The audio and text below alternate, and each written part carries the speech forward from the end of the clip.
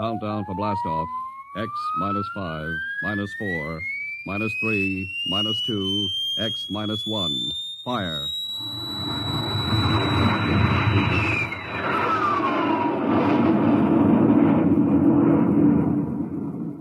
From the far horizons of the unknown come tales of new dimensions in time and space.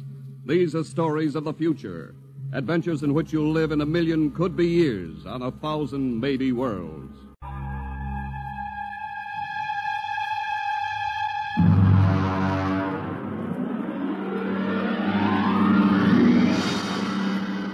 Tonight's story, No Contact.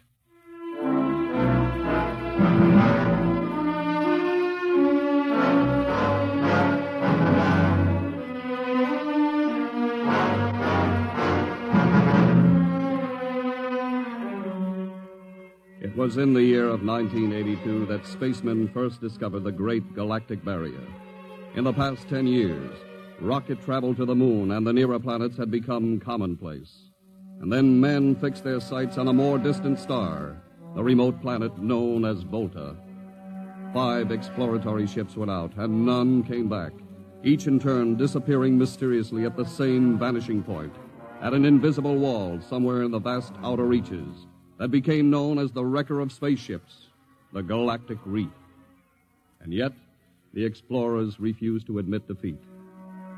It was on June the 2nd, 1987, that the rocket Star Cloud made ready for takeoff, the 6th to attempt to crack the barrier and win through to Volta. Now hear this. Condition green. 2 minutes to blast off. Condition green. 2 minutes to blast off. Well, Lewis, this is it. I don't suppose you'll be needing the ship's doctor up here on the bridge during blastoff. I think not, Smitty. There's little chance of acceleration bends in these new overdrive ships. I'll be in my office then, counting vitamin pills if you need me. It's only a few steps. Good luck, Lewis. Thank you, Smitty. Lieutenant Collier. Yes, sir? You're relieved. You'd better get down to navigation control and take over. Yes, sir. Lieutenant. Yes, sir? We've never flown together before. This is your first flight in a space vessel as big as the Star Cloud. Yes, sir, but I was trained in oversized jobs at the Naval Academy. Well, if you're half as good a navigator as your father was, you'll do fine. Thank you, sir.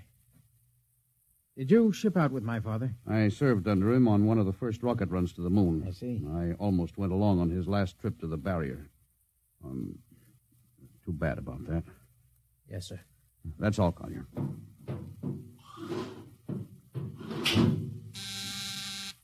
Lieutenant Paulson. Get me the ground control tower on the field. I want to talk to Colonel Harrison. Yes, sir. Go ahead, sir. I've patched in the bridge speaker. Colonel Harrison? Yes, Captain? We're standing by for takeoff in 30 seconds. Good. The field is cleared of all personnel. We'll try to reestablish radio contact immediately after takeoff. In any event, there'll be a 24-hour ground monitor. Fine. Good luck. Hope you make it. Thank you. Bridge to navigation control. Nav control, Collier. Ready, Lieutenant? We're ready, Captain. The course is in the integrator for takeoff at 1200 hours. All right. Stand by for blastoff. Bridge to engine room. Fire up your rocket chambers. Take off at exactly 1200 hours. I'll read you off. 20 seconds. 19. 18. 17. 16. Hold it. Revoke all orders. Who turned in that alarm? Paulson, sir. We've uncovered a stowaway. Stowaway? Where? Hiding in sickbay. Dr. Smithson found him. Have him brought up to the bridge. Engine room, kill your rockets and stand by. Thorson, this is Colonel Harrison in ground control. What's holding you up? Trouble. What's the matter with you? What's the matter with you? There's a stowaway aboard. Stowaway? Yes, I thought your men were supposed to police this base. What's the matter with you? Captain, take it easy. You know what this delay can do to us, don't you? 1 minute later takeoff can throw us 1,000,000 miles off course. We'll have to reintegrate the whole works. Well, look, how long do you think it'll take Don't bother for me for a while. I'm busy. Stupid idiot. Captain Thorson? Yes, come in, Smitty. Here's your stowaway. I'll court-martial the... Oh, Charlie. Can you use a good radio man, Skipper? Well, I see you two have met. Matt, Skipper and me made 50 trips to the moon together. Didn't we, Skipper? Charlie, if you wanted to come along, why didn't you volunteer? I did, Skipper. They turned me down. Well, what's wrong with you? Acceleration bends. They said my arteries wouldn't stand another trip. Oh, I'm sorry to hear that. But they're wrong, Skipper. I got one more good trip in me. Listen, Skipper, you know that these green kids, they don't know the first thing about space radio operation. Now, you put a man like me on, and I'll be getting you bedtime stories from Mars. Charlie, you know the regulations as well as I do. I can't take you much as I'd like to. Colonel Harrison will murder me for this. Well, I'm sorry, Charlie. I'll have you put aground. I'll tell you what, I'll ask Harrison to put you on as ground radio contact, and it'll seem as if you're right here with us. He won't do it, sir. Well, he'd better. I'll have him busted to corporal for letting you sneak aboard. Look, Charlie, you better be off. Paulison. Yes, sir. I'm sending this man aground. Give him time to clear the launching platform. Yes, sir. So long, Charlie. I'm sorry. Good luck, Skipper. I thought you were going to have him drawn and quartered. If it had been anyone else, I would have, Smitty. But Charlie, well, he's kind of special. He's been with me since my first command when we began the regular run to the moon. And if he wanted to come along this time, well, it's only through loyalty to me. You know, Lewis, I didn't realize it before, but you're almost human. Captain Dawson, nav control, call you. Oh, yes, Lieutenant. How badly are we fouled up? Can you recalculate the course, or shall I cancel the takeoff? I've already plotted a new course on the integrator, sir. If we take off in exactly 30 seconds, we'll need to correct for only a 1-degree deflection. I can do that before we breach the stratosphere. That's quick work. Are you sure? Yes, sir. Positive, sir. All right, Collier. I'm putting it in your hands. We'll blast off on your signal. Bridge to engine room. Prepare to blast off on navigator's signal.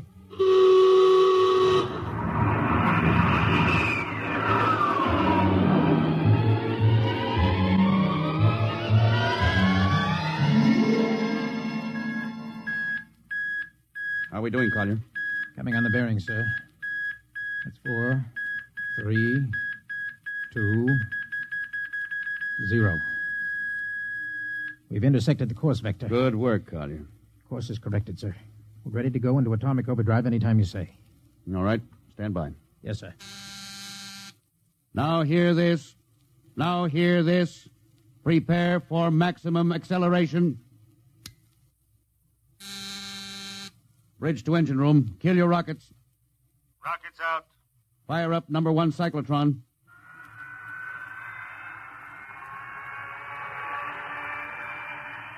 Number 1 ready. Fire up number 2. Number 2 ready. Withdraw your dampening rods. Fission chamber ready. Blast tubes cleared. All generators operating at capacity. Take it over, sir. Go into overdrive at the count of 0. 3 seconds, Mr. Collier. 3, 2, 2, 1, 1, 0. 0.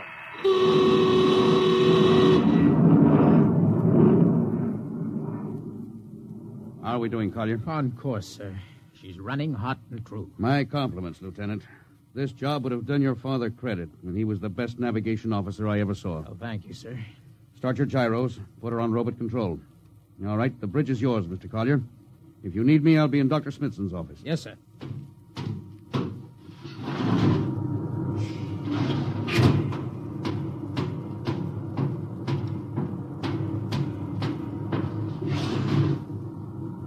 Well, Lewis, I see you got us off the ground. You can thank young Collier for that.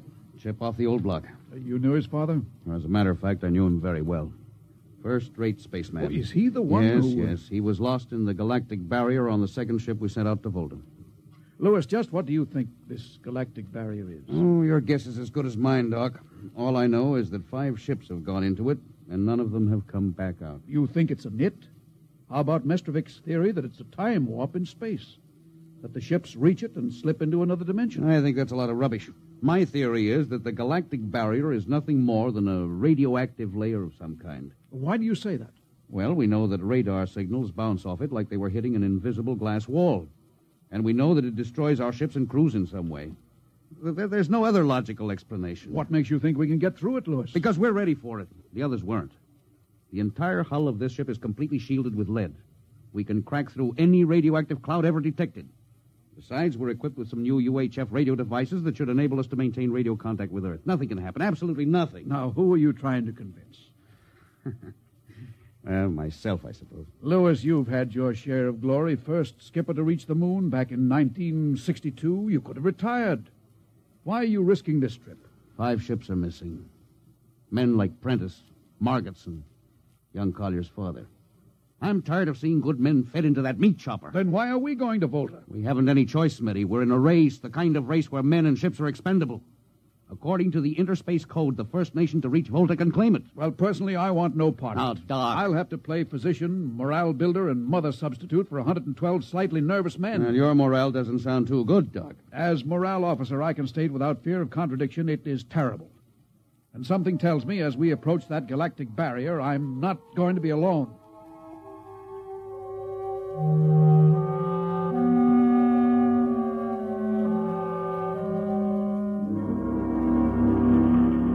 Hello, Earth. Hello, Earth. Captain Thorson of the Star Cloud calling Earth. Hello, Star Cloud. Hi, Captain. Charlie.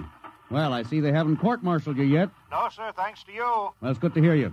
You can read us the funny papers on Sunday morning. Right. How's our signal? Strong. Clear as a bell. Now, here's our log report for Colonel Harrison. You ready? Shoot. June 2nd, 1987. 4 weeks out from Earth. Running through. No radiation. Operation normal. Still making our approach to the galactic barrier. That's all, Charlie. See you later. Good luck, Captain. I sure wish I was with you.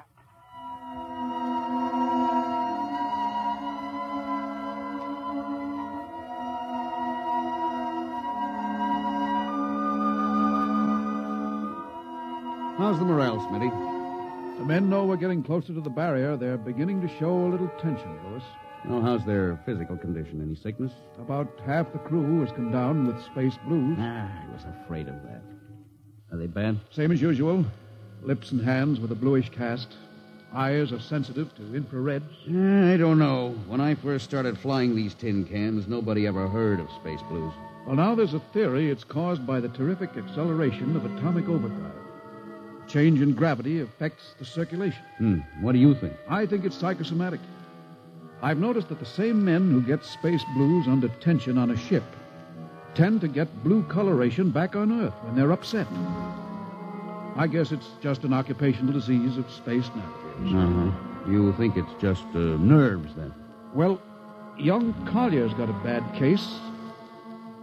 I think it's tension from overwork. Maybe he needs some vitamins. Lewis, when will you realize that vitamins are not a panacea for all the troubles of mankind?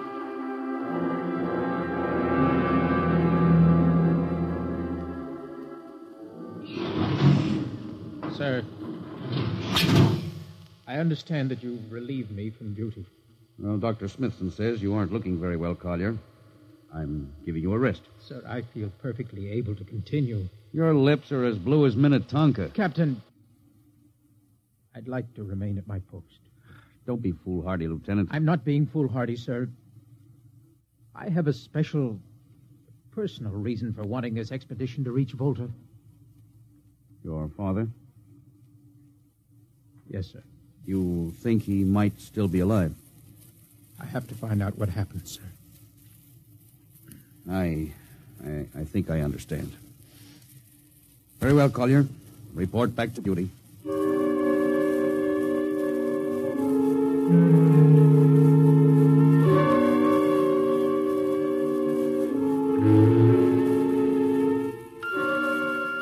What's the reading, Paulson? We're getting a +5 radar bounce now. Coming off the barrier almost as fast as we sent it out. What's the interval? 2 seconds. Shortening steadily. At this rate, we'll hit the wall in the next few minutes. All right. Alert the crew. Sound general quarters. Now, hear this. Condition red. We are now approaching the galactic barrier. All hands to stations. All radiation detectors to be fully manned. Full security will prevail until further notice. That is all. Paulson. Yes, sir? The radar bounce is up to +6. We'd better try to make final contact with Earth. Is Sparks still trying to raise the base? Yes, sir, but he's not having much luck. Oh? Seems to be some interference. Oh, that's the radio room now. Yes? You got him? Well, cut in on the bridge speaker. Captain will take it from here. Hello? Star Cloud to Earth. Can you hear me, Earth? Hello, Skipper. I can barely read you. We're getting heavy static from sunspots. That's not sunspots, Charlie. We're right on top of the galactic barrier. Getting a +7 radar bounce. Expect to hit the barrier almost any second now. Good luck, Skipper. If we crack the barrier and come through still in one piece, I'll try to get back to you on the high-frequency band. Got you, Skipper. Don't worry. I'll be waiting. So long, Charlie. So long, Star Cloud. Must be getting awfully close now, Captain. Echo's bouncing back so fast it's almost beating the signal. Well, when they go inside, hold on to your hat. That's when we run into the wall. Any second. Hold on. Oh, here goes nothing. Here it comes.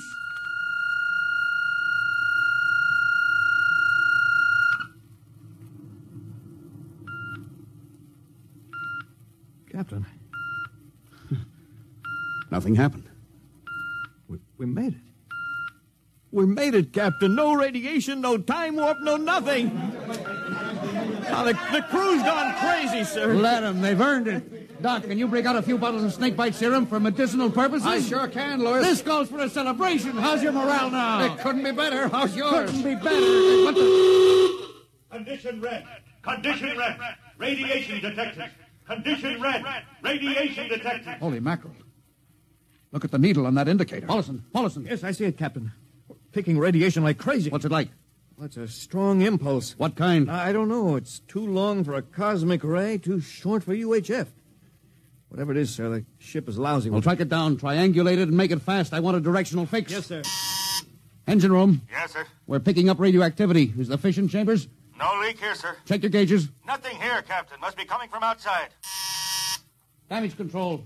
Is our lead shield leaking radiation? Well, keep at it. Paulson, how are you doing? I've got it fixed, Captain. Well, what is it? Well, I'll have to recheck my figures. Well, hurry it up. Angle is correct, but I Come don't... on, man, for Pete's sake. Where's the radiation coming from? Sir, it's coming from inside the ship. That's impossible. No, sir, I've checked it twice. Well, it's got to be the engines, then. If it is, sir, we're finished. Engine room. Yes, sir.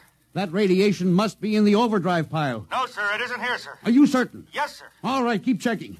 Well, there's only one thing left to do. Paulson, get a Geiger counter. We're going to start combing this ship inch by inch. Yes, sir. All right, turn it on. Yes, sir. All right. Ready, Captain. We'll check the atomic guns first. Come on. We'll cut through the officers' quarters here to ordnance.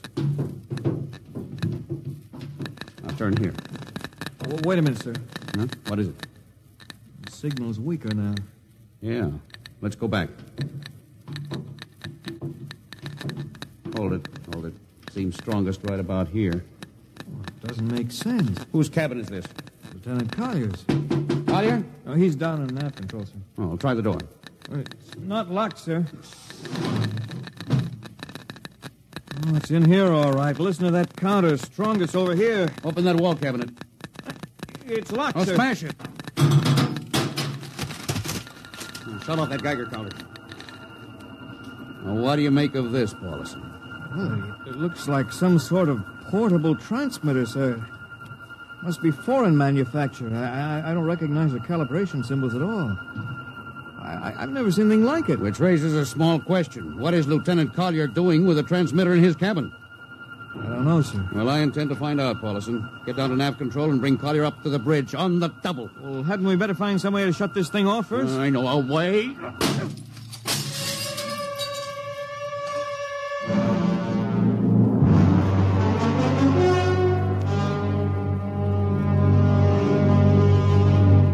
Lieutenant Collier, I'm going to ask a few simple questions, and I want a few simple answers. Yes, sir. What were you doing with a transmitter in your cabin? Transmitter, Captain. Oh, you know nothing about it. Oh, no, sir, I don't. Do you recognize these calibration symbols? No, sir. Can you think of how it might have been placed in your cabin without your knowing it? No, sir, unless someone came in while I was on duty. Would that have been possible? I suppose so, if someone had a key. I found your cabin door unlocked. Well, I meant a key to the wall cabinet. I didn't say the wall cabinet. Well, I... You what, Lieutenant? How could you have known it was in the wall cabinet? Well, I just assumed, sir. Lieutenant Collier, I find it hard to believe you would lie. Having known and respected your father, having observed the way you handle your job. However, I intend to get to the root of this thing. May I have your wristwatch, Lieutenant? Sir? Your wristwatch. Yes, sir. Paulson, turn on that Geiger counter. Yes, sir. Hold this watch next to it. Yes, sir. That's all. Lieutenant, if you hadn't any close contact with that transmitter, how do you explain the radioactivity of this watch? Well, I don't, sir. I think you'd better. To whom were you sending those signals? Condition red. Condition red. There's your answer, Captain. What is this, Collier? Alien spaceship approaching. Alien spaceship approaching. Collier, who's aboard that ship? All right, now talk! Very well, Captain. My mission seems completed. Your mission? Are you admitting that you're an agent of a foreign power? I'm stating it. What nation? No nation, Captain. What? I am an agent of the Voltan government. Oh, what? The government of the planet of Voltan. You're crazy. Are you so stupid, Captain? Did you think your people are the only ones who can invade another planet? What do you mean? We've had agents operating on Earth since 1945. I don't believe you. What do you think happened to those 5 ships, Captain? Where do you suppose we got our information? Your language, your culture, family background. Your appearance, you look like... Like Commander Collier? Well, is that so surprising, Captain? You see, Captain, we had a living model. I ought to kill you. That would be very foolish, Captain. I would advise you to surrender without delay. Alien ship now coming into ordnance range. I'll deal with you later, Collier. Paulison? Yes, sir. Put this man in irons, take him away. Don't worry, sir. We'll take good care of him. Carpenter, Robinson. Gunnery, Gunnery Richardson. what's the range? 10,000 meters. They're closing fast. Put your guns on radar tracking. Tracking. Coming on the bearing. Fire. Fire, Richardson. Richardson, did you hear me? Fire! What's the matter down there? Did you hear me? Richardson, answer me. It's no use to shout, Captain. Collier, how did you get loose? Where's Paulison? Lieutenant Paulison is dead. All stations! Lieutenant Collier has escaped. Seize him, men! Don't waste your breath. Your men can't hear you, Captain. What? Those still alive are my men. You're lying. No, Captain. Every ship that has ever left Earth was controlled by a Voltan crew. That's impossible. Those were hand-picked men. Handpicked by us. I don't believe you. No? Then why not call for help? Carpenter, Robinson, Haley, report. You see, Captain? Carpenter, Robinson, Haley. It's quite useless, Captain. I would advise you to sit very quietly and do nothing. Very well, Collier. You've beaten us. What now? The ship will be taken to Volta for, shall we say, further experimentation. I see. Of course, there's one thing you hadn't counted on. Just what is that, Captain?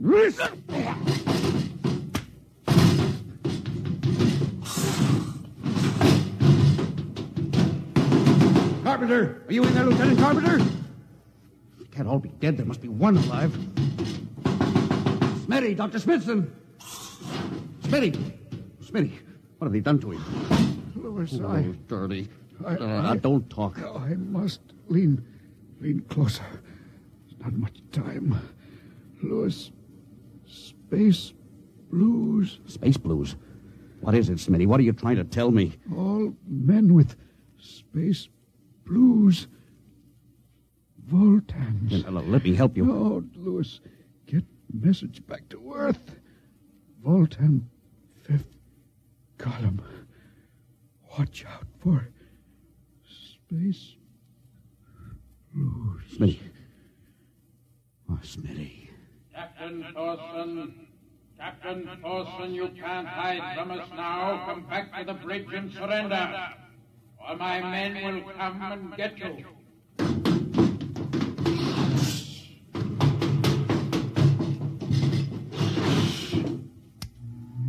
Hello. Star Cloud calling Earth. Oh, please, God, let me get through before it's too late. Hello. Star Cloud to Earth. Come in, please. Come in, please.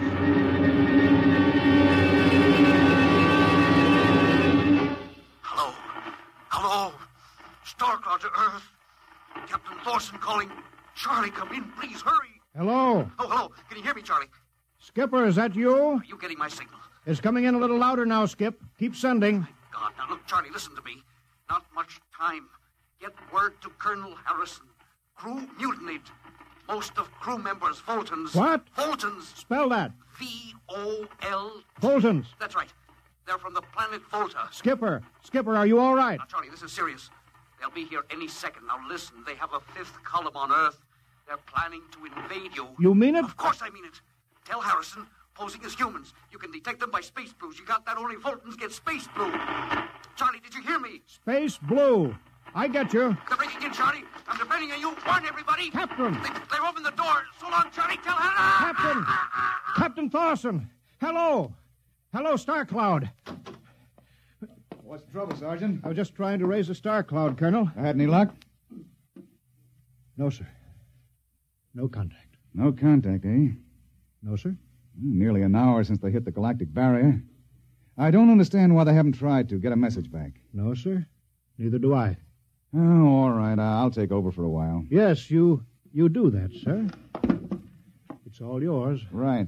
Oh, and Charlie, you better go out and get yourself some coffee. You look a little blue around the gills.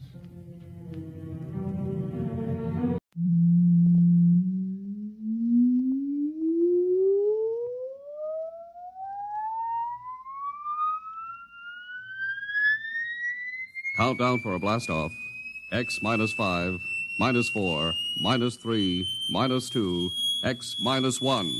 Fire.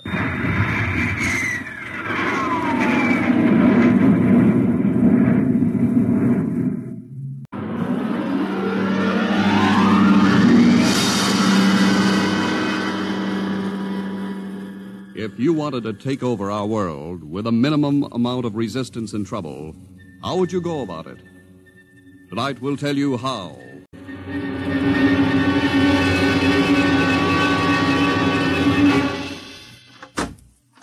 You are Mr. Sid Ryan. The same. My name is Luchar. I am a Martian. Pleased to meet you, Mr. what was that again? A Martian. As in Orson Welles? Precisely. I'm a Rotarian myself. Sit down. Thank you. Now that we've had our little joke, Mr. Luchar, what can Publicity Associates do for you? I am interested in obtaining publicity. It has been my observation that advertising and publicity are the very backbone of earthly civilization. Spoken like a true Martian, Mr. Luchar. Now, if you'll tell me the name of the client. The client, of course, will be the Martians. You don't give up, do you? Give up? The gag, I mean. Oliver. Yes, Mr. Ryan? This is Mr. Luchar. Oh, how do you Mr. do? Luchar claims to be a Martian. Take him outside, will you, Oliver? I am happy to see, Mr. Ryan, that my telling you I am a Martian has approximately the effect I guessed it would. I believe we can do business. I have here cash retainer of $5,000.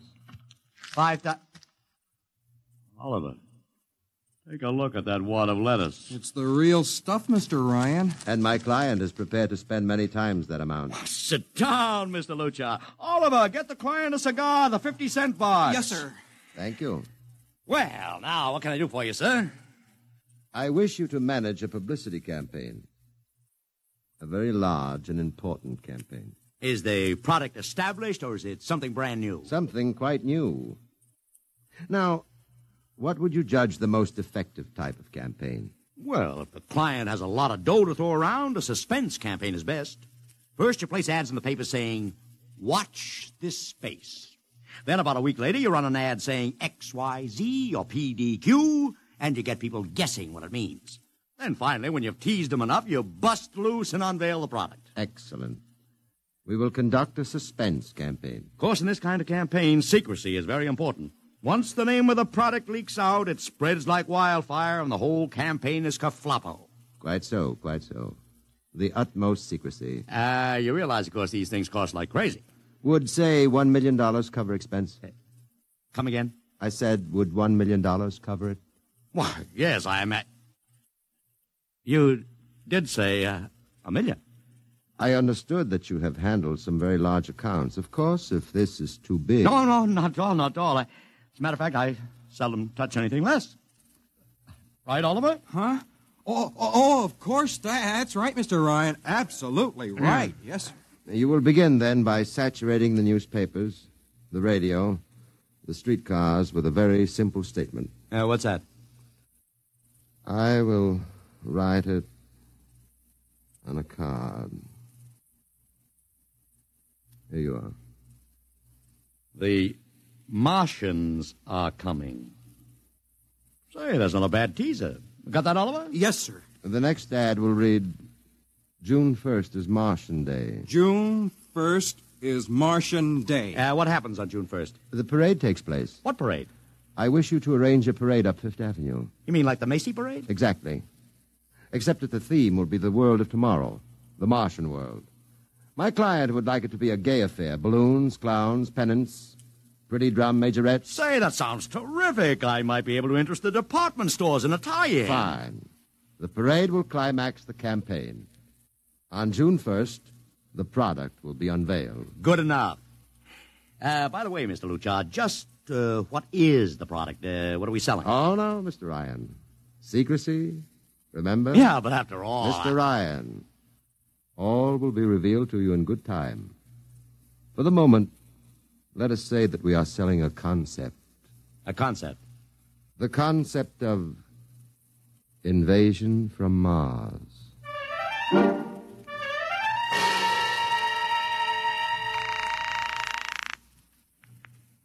Sorrel Talent Agency.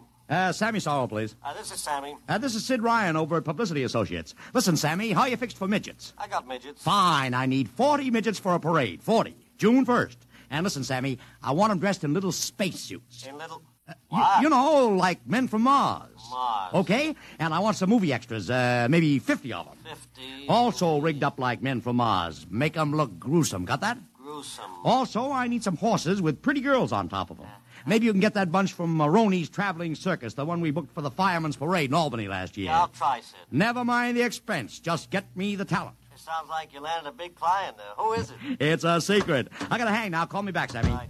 How you doing, Oliver? Oh, fine, Mr. Ryan, just fine. I got 100 small boys pasting little stickers. The Martians are coming on the subway platforms. Good. We got full-page ads in all the dailies. Good. And 10-second spot announcements on every local station. Good. It's costing a fortune. Good. The more it costs, the bigger our percentage. Spend like you were going to the electric chair, Oliver. Yes, sir. How are you making out in the parade? If it comes off, it'll be the biggest thing since Barnum invented the midget. I've got Macy's, Gimbals, and Saks to contribute floats. Everything is built around the Martian theme, see? Even the horses will have long feelers attached to them and funny-looking extra legs. It'll be sensational. That sounds fine, only... Only what? Mr. Ryan, we don't even know what we're selling. Oliver, my boy, do you think old Sid Ryan has been sitting here spending all this moolah and not putting two and two together? You mean you know who Luchar represents? Just by accident, understand? I have learned that Century Pictures is making a big new epic. One of those expensive pictures they make in secret and then spring on the public because they don't want the other studios to get the jump on them. What's the picture? A space opera titled Invasion from Mars. Get it? Oh, I begin to see. Also, by mere coincidence, it's supposed to have its premiere sometime around June 1st. You follow me? Yes, but, Mr. Ryan, Century has an exclusive contract with New Feature Syndicate for all their publicity. Suppose Century Pictures doesn't like the way New Features is handling their stuff. They want to get out of the contract, but New Feature says no, so they have to get around the contract. A man named Luchar, client unknown, starts publicizing the Martian invasion. Need I go further? Oh, I don't know, Mr. Ryan. Sounds pretty far-fetched to me, but I don't know. That's what I like about you, Oliver. You're so innocent.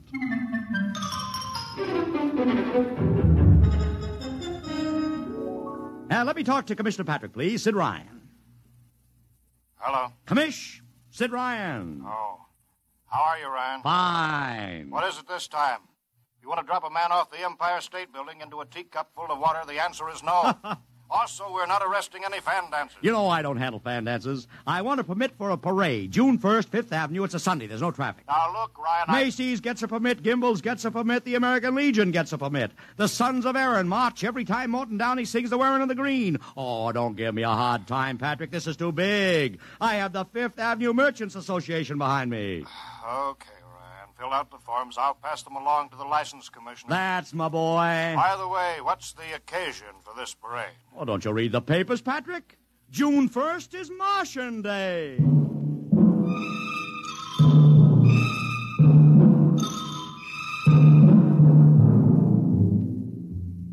How is the campaign going, Mr. Ryan? Like wildfire, Mr. Luchar, like wildfire. Everybody and his brother is going along with the gag. Yesterday, we distributed 50,000 Martian hats to school kids. I got some of the merchants doing World of Tomorrow displays in their windows. Every big novelty manufacturer in town is climbing on the bandwagon. They want to get into the parade with floats, giveaways, anything. Everybody smells a buck to be made. I wouldn't be surprised if the mayor himself declared Martian Day. I've even arranged for Commissioner Patrick to accept a $50,000 check for the Policeman's Benevolent Fund from the man from Mars. Oh, it's terrific, terrific. My blood pressure's up to 200. Excellent.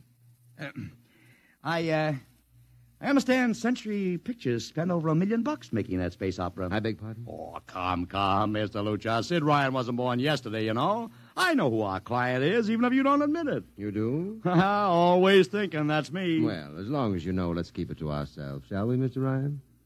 As you once remarked, when these things leak out, it destroys the surprise and ruins the effectiveness of the campaign.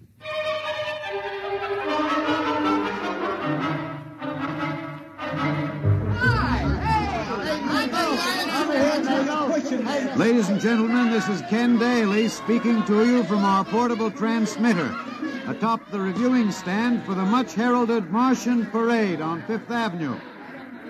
It's a beautiful sunlit day here in New York, a perfect day for a parade, and the streets are packed with thousands of spectators all eager to find out what this is all about.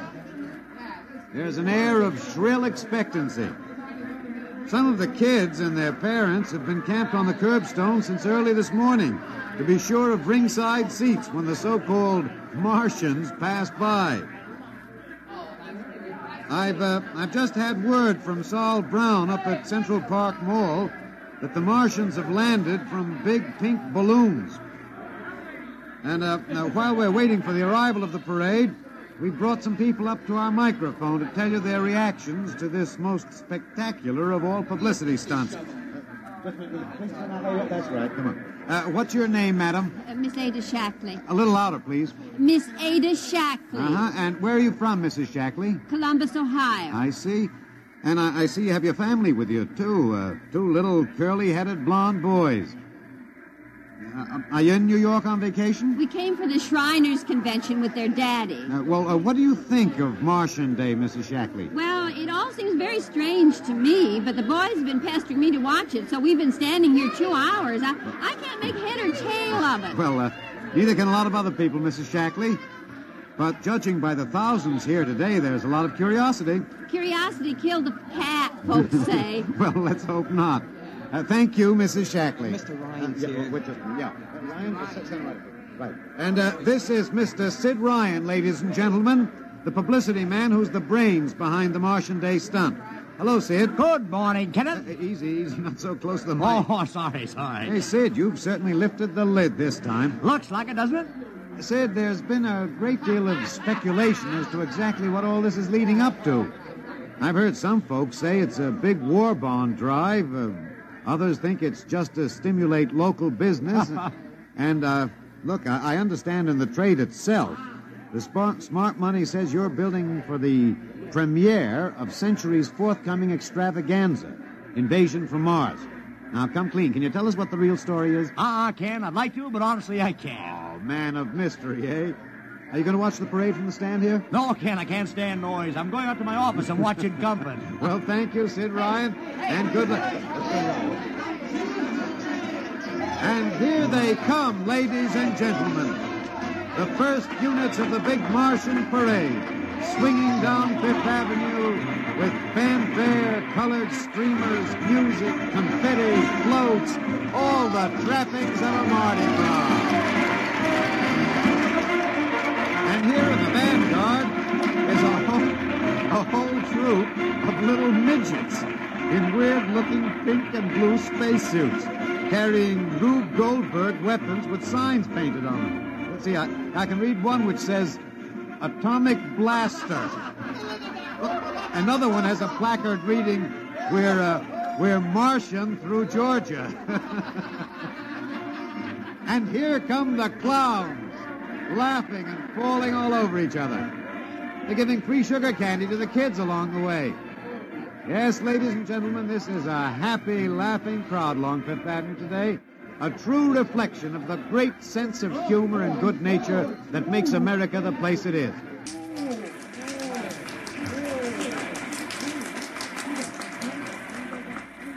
This is promised as the climax of the show. And now a great hush has fallen over the crowd.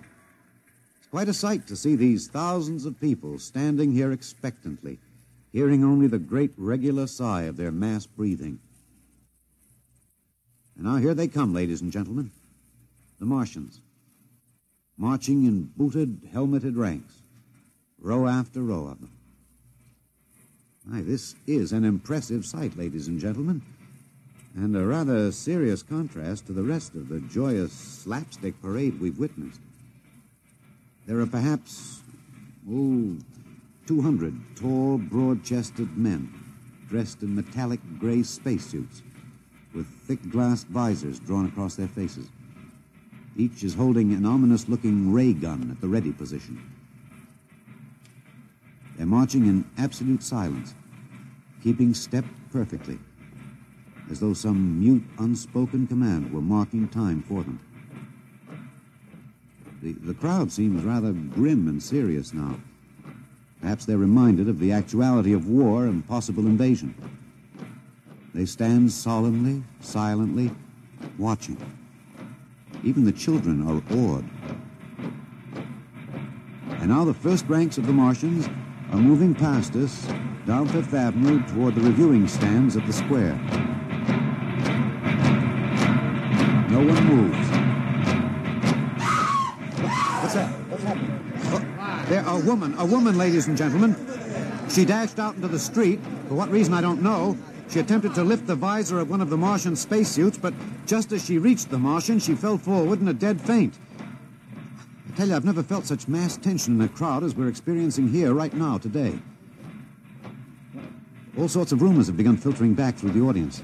There are excited whispers of she's dead, she fainted, and now an undercurrent of, what? They're really Martians. This is an example of how a single incident can precipitate mass hysteria, ladies and gentlemen. I tell you, it's a mighty reassuring sight to see the blue uniforms of New York's finest spaced every 10 feet or so along the avenue. Somehow, I can't explain it, this incident has begun to work on what was a moment ago a happy, carefree crowd, and the complexion is changing.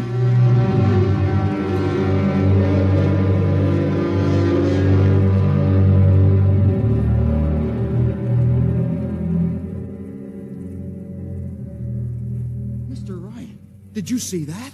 A woman fainted. Of course I saw it. What do you suppose she saw? Oliver, old man, did I ever tell you you were too naive for this business? But that young woman ran out into the streets to get a close look at the Martians, and then she screamed and fainted dead away. I'm well aware of that, Oliver, since I paid her $50 to do it. What? The dramatic moment, Oliver, the stock and trade of the good publicity. Man, relax. Holy smokes, you sure think of everything. Yeah, for my share of this deal, roughly $100,000, I can afford to think of everything. Shut the window. Don't you want to see the finish? We'll go down to the reviewing stand for the finish. Right now, I want to make a phone call. By the way, where's Lucha? I haven't seen him. Well, he'll be around. Boy, those Martians sure look like the real thing. How would you know the real thing if you saw it, Oliver? Well, gee, I don't know. Close the window, Oliver. Oh, yes, Mr. Ryan.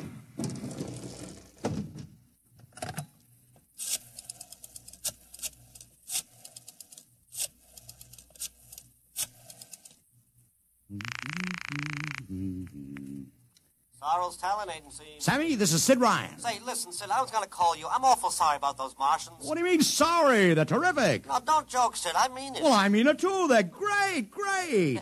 Are you in the bag? Never felt better. You mean it, don't you? Of course I mean it. What is this? There are Martians in the parade? About 150. Of course, I only ordered 50, but Sid. under the circumstances... Sid. Well, what is it? Sid, don't you know? I couldn't get you a single movie extra. There's a studio strike in New York. I was going to call you, but I figured... Hey, wait a minute. Where'd these guys come from if you didn't hire them? I don't know.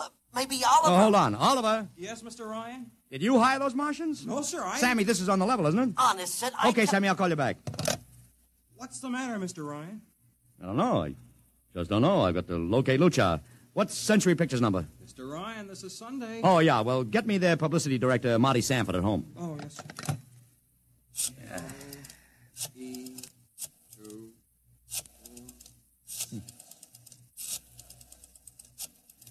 Here you are. Thanks. Sanford. Marty, this is Sid Ryan. Oh, hello, Sid. How's the big Fine, fine. promotion? Listen, Marty, this is dead serious. On the level. Get it? What's wrong? I've got to locate Lucha. Lou who? Lucha, come on now, Marty. This is life and death. The guy you sent over to hire me for the invasion picture.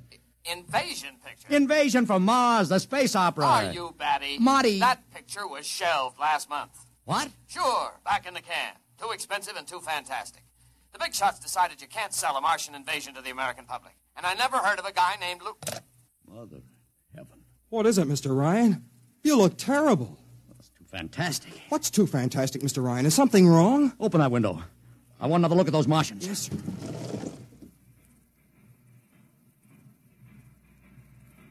Look at them. Oliver, you were in the Army.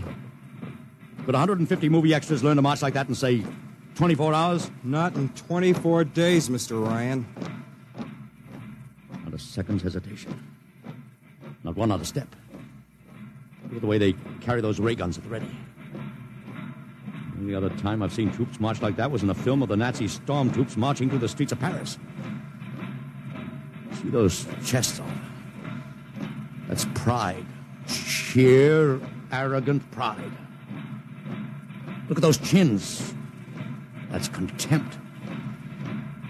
Nobody could act like that. Mr. Ryan! Oliver, get down there. Find that woman who fainted. Her name's Gloria Montex. Get her up here. Make it fast.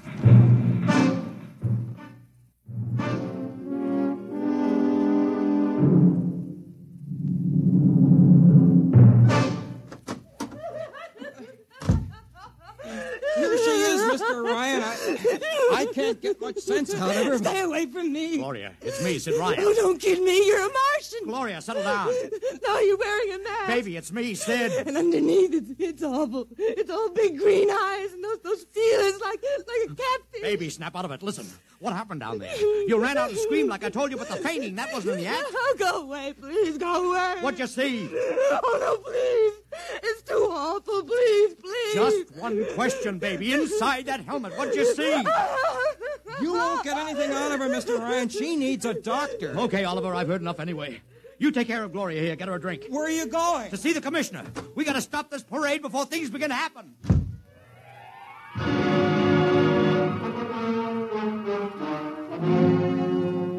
Okay, Ryan, what's the beef? Listen, Patrick, I don't know what it is, see, but something's wrong. You gotta stop that parade. I suppose you'd like the riot squad. That would get you a front-page spread on every paper in town. Honest, you publicity guys give me a pay. This may be a matter of life and death. Oh, sure. Look, Ryan, I've got no time for your cheap publicity gags. I'm a busy man. Listen, I'm trying to tell you I don't know where these Martians came from, who they are, anything about them. All I want you to do is stop the parade and make sure they're on the level. Ryan, I'm wise to your tricks. Now, if you let the sergeant show you out... You won't do it, huh? An honest citizen appeals for protection and you refuse it. I most emphatically do. Now beat it. All right, Patrick. I'll go right to the mayor's office. I'll have you busted flatter than a fried egg. Go ahead. I'm sure His Honor will be glad to toss you out on that phony nickel-plated skull of yours.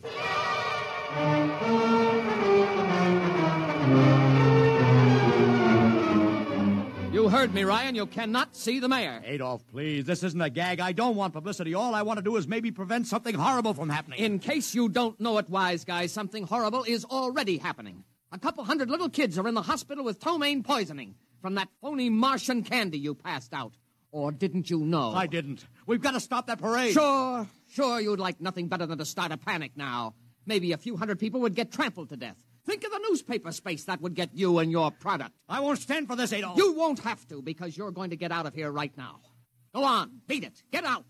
You and your publicity stunts make me sick to my stomach.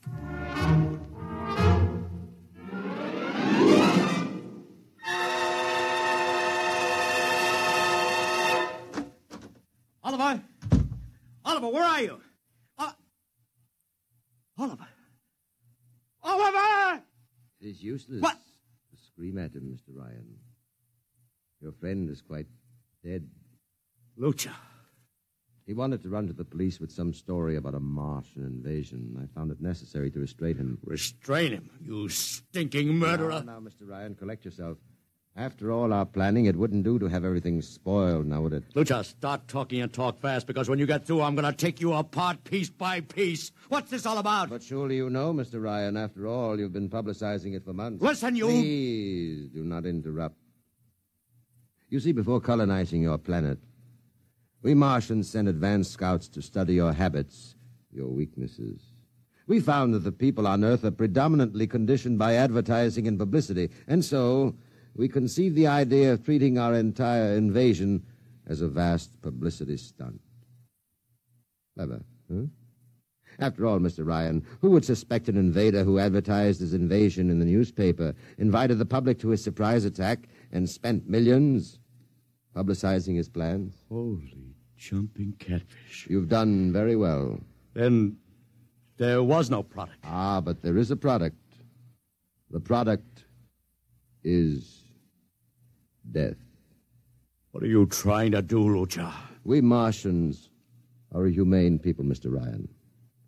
We do not like to destroy thousands where a few hundreds would suffice. In exactly 2 minutes, our troops will treat the world to a spectacle of death, which will bring the rest of your planet to its knees in horror. Nations will clamor to surrender. Perhaps, Mr. Lucha, but not if I can help it. You...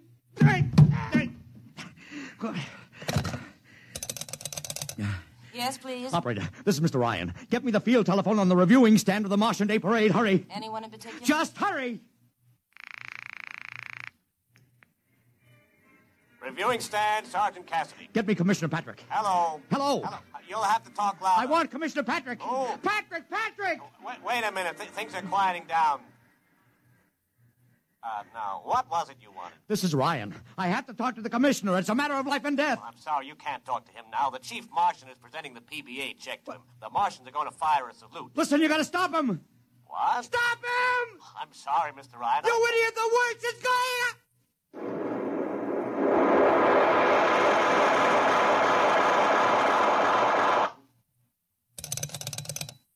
This is the operator. I'm sorry, Mr. Ryan, you've been cut off. I can't seem to get them back. Doesn't matter, operator. Nothing matters now.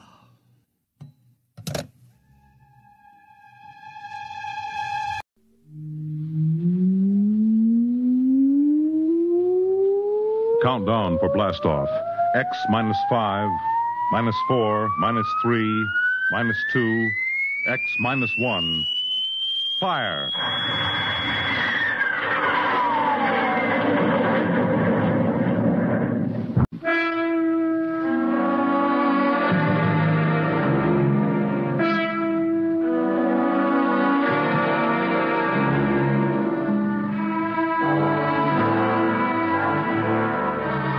When the first space rocket lands on Mars, what will we find? Only the ruins of a dead and deserted planet? Or will there be life? Intelligent life in some strange form that we can only imagine? Will we be welcomed with open arms? Or will the Martians treat us as invaders?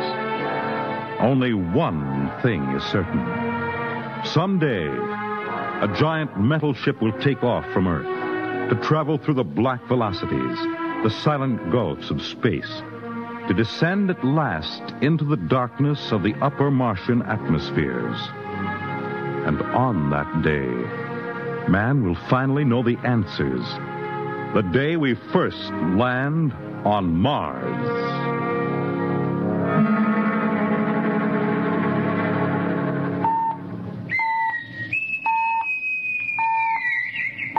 Now hear this. Now hear this. Approaching critical deceleration.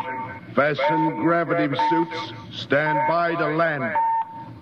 There it is. We've intersected the course vector, sir. All right, Mr. Lustig. Over to manual control. Aye, sir. Masters, sound general quarters. Aye, sir.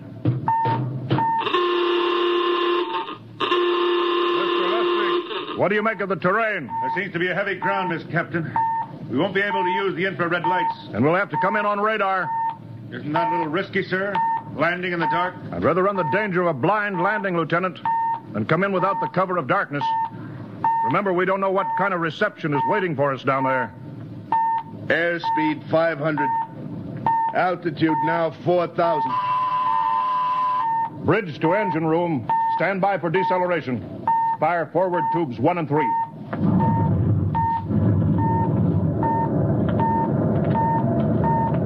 Steady as she goes, Mr. Lustig. As she goes, sir. Airspeed 100. Altitude 1,000. Radar indicates a level stretch dead ahead, sir. Skids down. Skids check. Altitude 500. 4. 350. 3. Up a point now. All right. Let's set her down.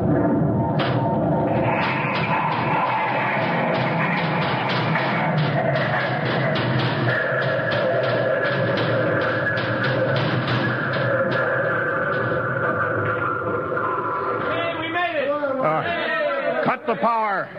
Masters, pipe battle stations. Aye, sir. All secured, sir. Well, gentlemen, we're now on Mars, April 20th, 1987, 4:33 Greenwich time. Enter that in the log, Masters. Aye, sir. Well, gentlemen, it's less than 2 hours till dawn. As soon as it's light, we'll send out a landing party. Masters, get me an all-over hookup. We're all set, Captain. Now hear this. All right, men. The smoking lamp is lit. Well, we're on Mars. The first man shipped from Earth to land here. We don't know what we're going to find or what dangers we may face.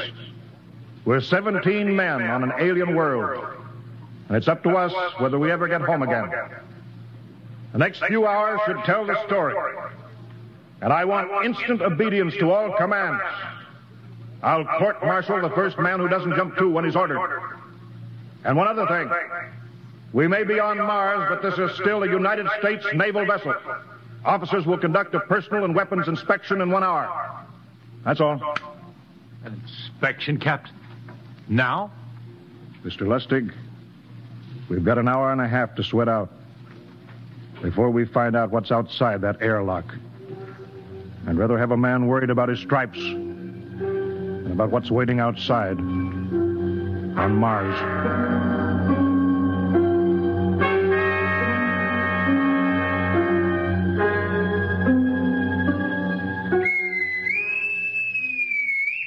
Now hear this. Landing party report to forward airlock. Captain Black, Lieutenant Hingston, Lieutenant Lustig, and Dr. Horst report immediately to forward airlock. There's now landing time -5. Well, they're paging us. You ready, Dr. Horst? Yes, Mr. Lustig. As ready as I will ever be. Come on, let's get in the lock.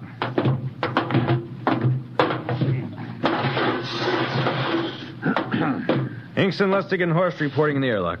Very well, sir. The captain will join you. 4 minutes to go. At least the captain would get here. What difference does it make? I just want to get it over with, that's all. Anybody got a cigarette? Yeah, I think you're smoking too much, Lieutenant Lustig.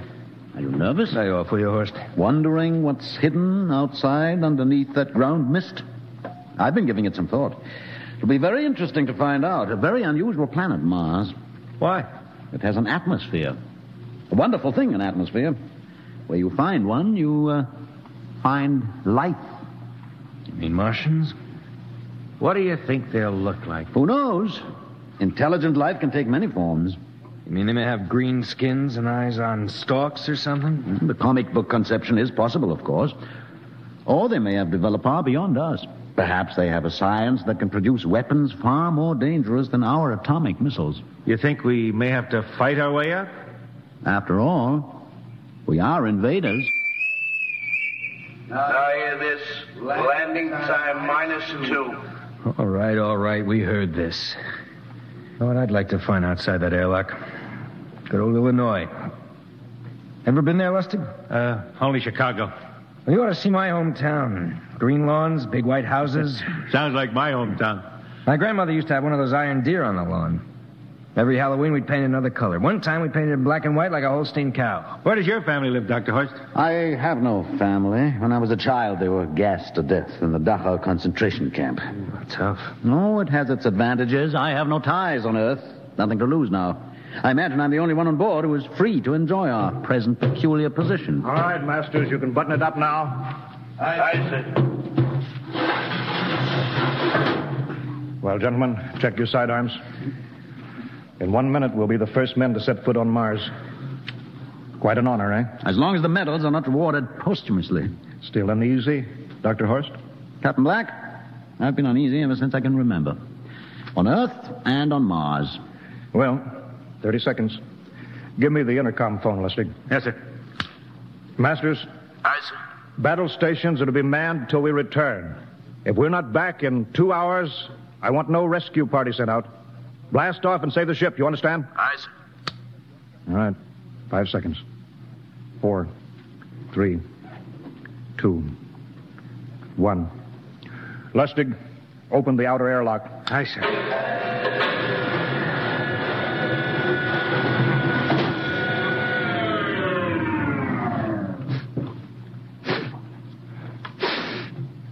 It's fresh air. Let's go.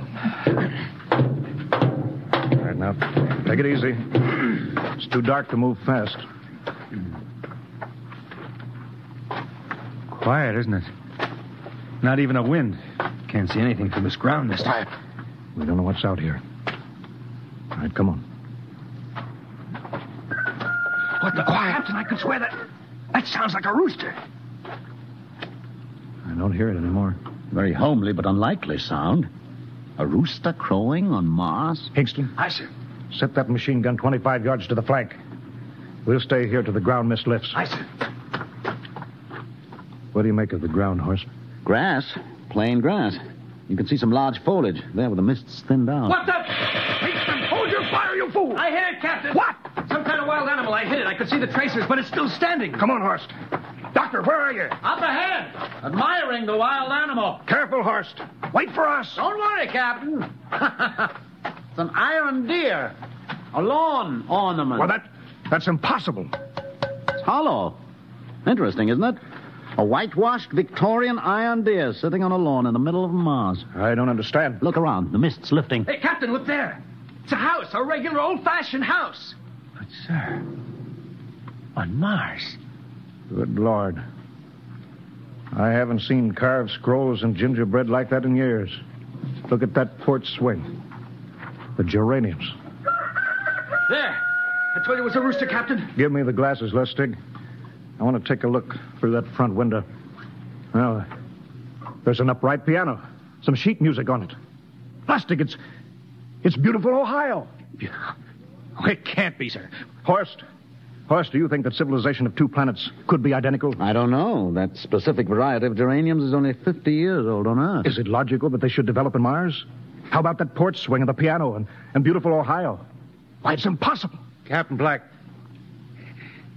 this looks like the town I was born in. Well, it looks like my hometown, too.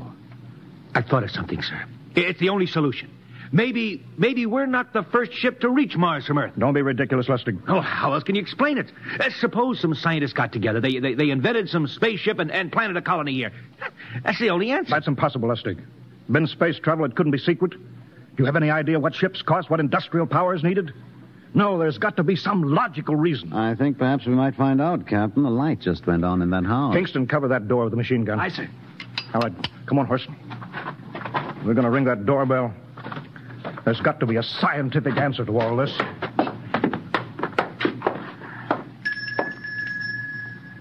And there's something moving in there. Stand back, Horst. Give me a clear shot. Are you sure a bullet can stop a Martian? Steady now. Can I help you? If you're selling anything, it's much too early. No, wait just a minute. What town is this? What do you mean? Are you census takers? No. We're strangers here. We want to know how this town got here. Is this a game? No, it's not a game. We're from Earth. From where? From Earth. Do you mean out of the ground? Are you sure you're feeling well? Madam, we came in a flying ship across space. We're from the third planet Earth. This is Mars. Now do you understand? Mars. You go away now, you hear? I'll call my husband from upstairs and he'll chase you. Go on. But this is Mars, isn't it? This is Green Lake, Wisconsin, in the United States of America. Bounded on the east by the Atlantic and on the west by the Pacific. Now go away. Goodbye. Horst, do you suppose it's really possible? I've got to find out more about this. I told you I'd call my husband. Now you go away. You've got to tell me one thing first. What year is this? Year? 1928, of course. For goodness sake. You hear that, Horst? And we know it's 1987, and we know this is Mars. Horst, is it possible that we got fouled up, made some tremendous blunder, circled around, and landed back on Earth? In 1928? Well, maybe some switch in time or dimension. Could we have shifted somehow, gone backward in time? Oh, Horst, this won't hold water. It's not logical. We checked every mile. We went past the moon, out into space. We're on Mars. Lustig out at point. Hingston in the rear. Keep that gun at half load. Aye, sir. Horst, there's got to be some cold, logical solution. Captain. What? That house down the street, the white one with the green shutters. Lustig, what's the matter? I never thought of... Thank God! Lustig, come back here. He's running for that house. That crazy fool. After him, quick. Lustig, stop! Come down off of that porch. Grandpa! Lustig, what the devil do you think you're doing? Albert! Grandma, Grandpa, it is you. Lustig, what is going on here? Albert, it's been so many years. How you've grown, boy. It's so good to see you. Lieutenant Lustig! Oh. Captain, Grandma, I want you to meet my friends. This is Captain Black. Captain, I want you to meet my grandfolks. Howdy. Any friend of Albert's is a friend of ours. How long have you been here, Grandma? Oh, a good many years, ever since we died. Ever since you what? Oh, yes, sir.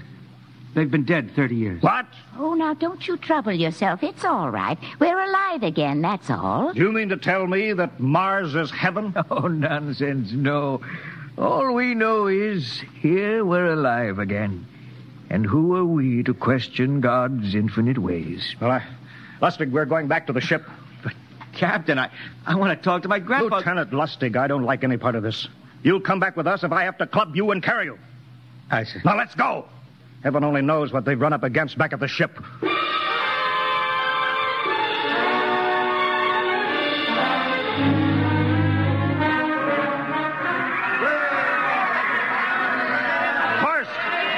Crowd around the ship. Looks like we're being welcomed with a celebration, Captain. Celebration? They've abandoned ship. Every port is open. No guard set. You masters! Hiya, Captain. Meet my old dad. Dad, that's Captain Black. He's not a bad guy for an officer. Hingston! What's it? Bring that band back. Use force if you have to. Oh, excuse me, sir. There's my Uncle George. Hingston! I'll be right back, Captain. Uncle George. What the devil is going on here? Understand, sir? They've all found friends and relatives. They're all here. You're right, Captain. I've found it. The whole crew's out in the crowd. But I gave orders. Definite orders. You don't understand, Captain. I understand mutiny. I don't care how many relatives show up. I'll have discipline. Johnny! What? Johnny, you old son of a gun. It's you. Edward. Yes.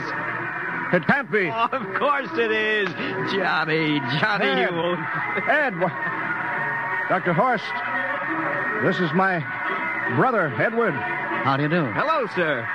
It's wonderful to see you, Edward. Look, I've got to get back to my ship. Oh, Johnny, wait. I almost forgot. Mom's waiting at home. Mom? Yeah, and Dad, too. Mom and Dad are alive? Then you're real, Ed. Well, of course. Don't I feel real? How's that, huh? Why, Ed! We've got lunch for you, Johnny. Mom's making corn fritters. Dr. Horst, haven't you found anybody? No, Captain. I have nobody. Well, then you come on home with me, right, Ed? Why, sure. Horst, you wouldn't believe it, but it's been 35 years since I had Mom's corn fritters. By George, 35 years.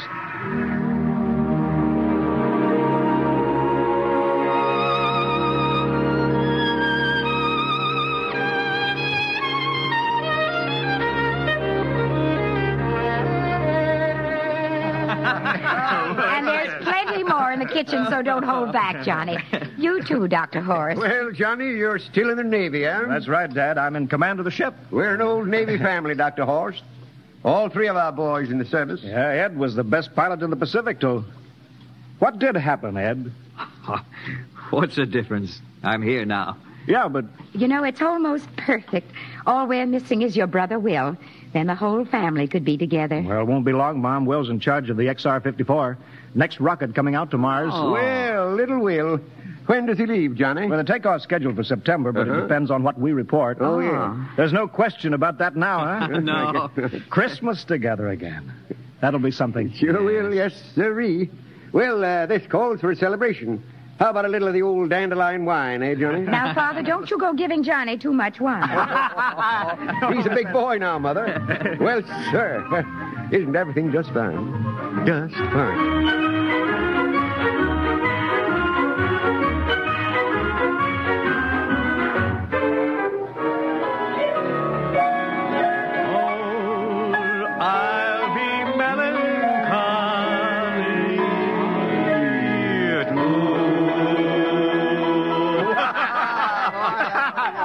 Play that one again, will you, Ed? Oh, sure.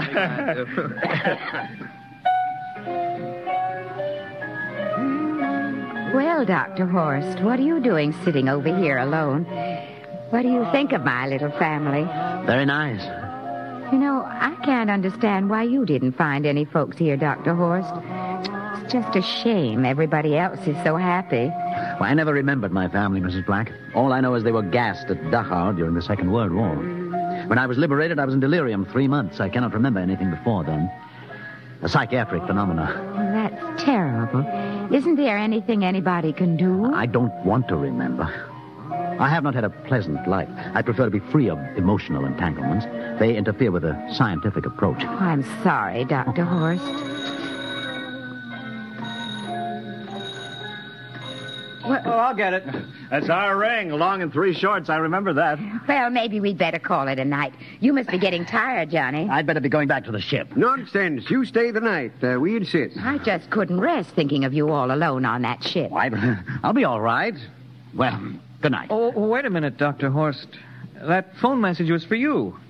Me? Yes, that's right. A message from Anna. Anna? I don't... Well, there, she must be an old friend. Isn't that nice? I don't... You sure it was for me? I don't remember any Anna. Well, she asked if you were better. Perhaps she's someone who knew you at Dachau. Anna? She said she's coming over here first thing in the morning. So you'll have to stay over. Yes, well, that settles it then. You stay here, Horst. You can bunk with me in my old room. Yeah, but Johnny, we thought you'd like to be with Edward. So you could talk the way you used to. Well, we can't put Dr. Horst on the daybed. I think we'd better share the room tonight. Be plenty of time for talking, Ed. Yes, I guess so. I suppose I better drop back to the ship. You know, Ed, security check. What? Why do you have to do that here? I don't know, Mom. There's no good reason, I guess. Well, suppose we skip it tonight, huh? Well, good night, everybody. Oh, it's good to have you home, Johnny. It's good to be home, Mom.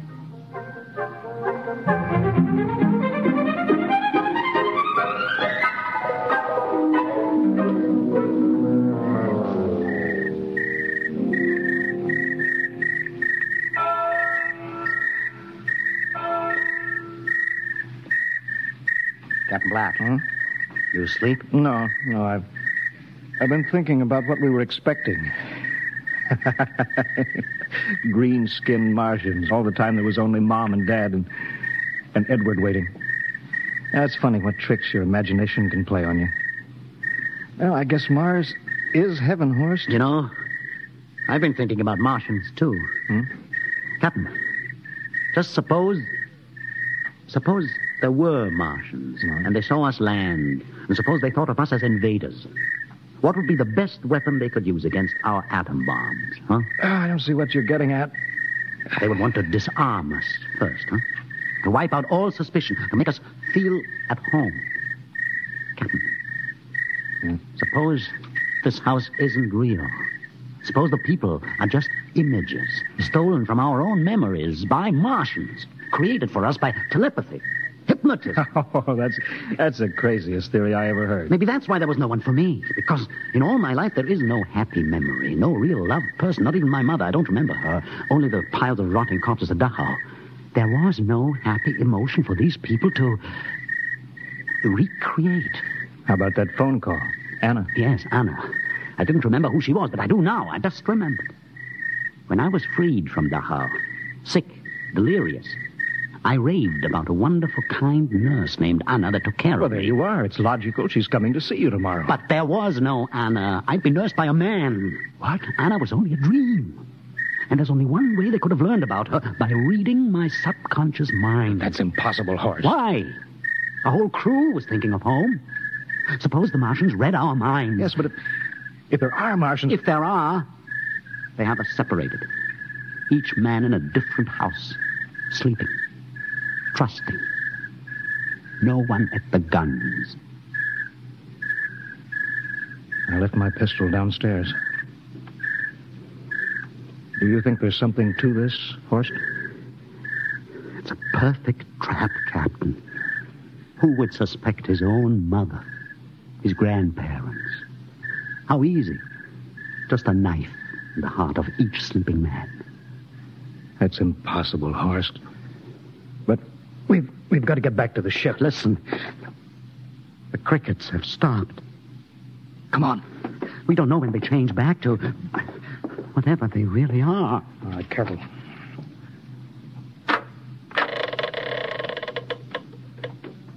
Where are you going, John? Ed, we wanted a drink of water. That's all, Ed. You're not thirsty, John. You don't want a drink. Look out! You don't want a His drink. face! It's changing! He's a Martian! Run, Horse! Run! You can't get away, John. This way, Horse!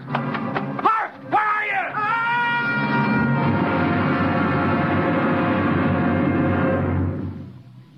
Hello? Hello? Can you hear me, Earth? This is Captain John Black, the XR-53 calling from Mars. I've locked myself in the ship, but they've crippled it. I can't take off or fire the guns, and they're coming for me now, the Martians. I'm all alone here. All the rest are dead. Hingston, Lustig, Dr. Horst. Poor Horst, he didn't even reach the door. Listen. They're trying to break through the hull. Edward and Mom and Dad and all the folks, but they're changing now. They're melting and changing back into... They're Martians. Can you understand? Martians, not men. They make us think that Mars was heaven and we fell into the trap. Can you hear me, Earth? You've got to stop the next rocket. Listen, tell my brother Will. Tell my brother not to come. They'll trap him, too. They'll kill them all. Hello? Hello? Can you hear me, Earth? This is John Black on Mars. Hello, Earth.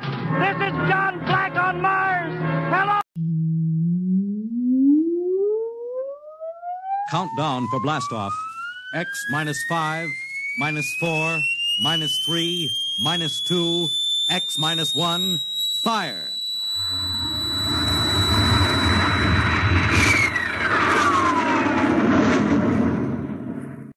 Tonight's story, The Man in the Moon.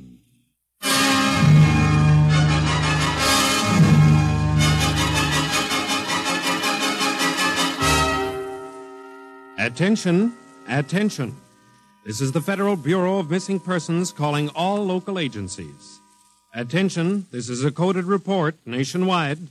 Missing since 9 o'clock this morning, the following persons. Smigley, Jonathan, 5 feet 8 inches tall, brown hair, brown eyes, mastoid scar behind right ear. Last seen wearing blue top coat and tan cap. Wanted by Los Angeles... Hello, get off this wavelength. This is a restricted band. Hello, Earth. Whoever you are, you're on a coded wavelength. Tune out. This frequency is reserved for the Federal Bureau of Missing Persons. Hello, Earth. This is the moon calling Earth. Hello, Earth. This guy is loony. This is Jake in transmission. Jake, this is Charlie of the code room. Some crackpot is on our frequency. Yeah, I heard him, Charlie. I've got CQ trying to trace a source now. We should have a triangulation any second. Well, hurry it up, will you? Some ham is in for a good stiff fine by the FCC. Yeah, they ought to take his license away. Oh, here comes Lenny with the directional fix. Right. Thanks, Lenny. Hey, what's this? This is impossible. What's going on down there? How about it? Get that ham out of my kilocycles. Oh, listen, Charlie, unless this is a gag, that interference is being beamed from 240,000 miles away. Oh, now, Jake, you know there ain't no such thing as 240,000 miles away. Yes, there is, Charlie, straight up. Oh, now, wait a minute. Charlie, that signal is coming from the moon. Are you nuts? Well, somebody might be bouncing it like a radar signal. Radar on this frequency? Where'd you study basic radio? Now, listen, Flathead, you asked for a fix. I gave the best fix our instruments can find. Take it or leave it. Somebody on the moon is calling the Bureau of Missing Persons.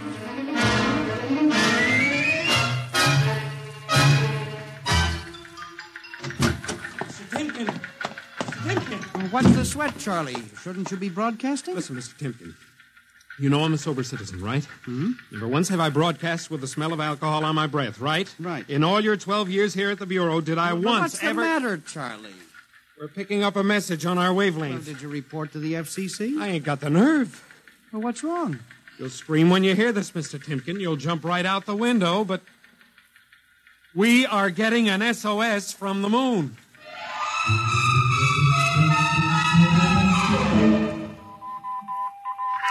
Well, that's it. He started on voice and switched to Morse. The way the signal repeats sounds like a phonograph record or automatic sender of some sort. Well, what's it say? Let's see here.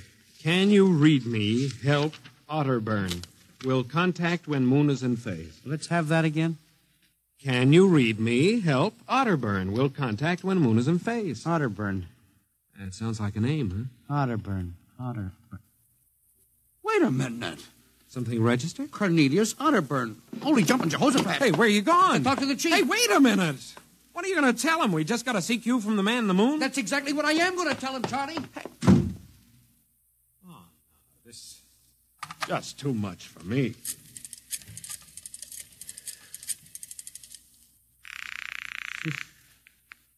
Washington Star Ledger. Let me have O'Brien on city desk. A moment. O'Brien? Seamus, Yeah? Charlie Starbuck down at the Missing Persons Bureau. You want a hot one? No kidding. This'll cost you a beer, okay? All right, shoot, Noodle Brain. I'll stay on your wavelength for 30 seconds. Okay. We just got a radio message from the moon. Yep. What? From the moon. Call me back when you're sober. Okay, Seamus, if you don't know a story when you see one, I'll send you the name of a good psychiatrist. So long, Orson Welles. How do you like that? You don't believe me.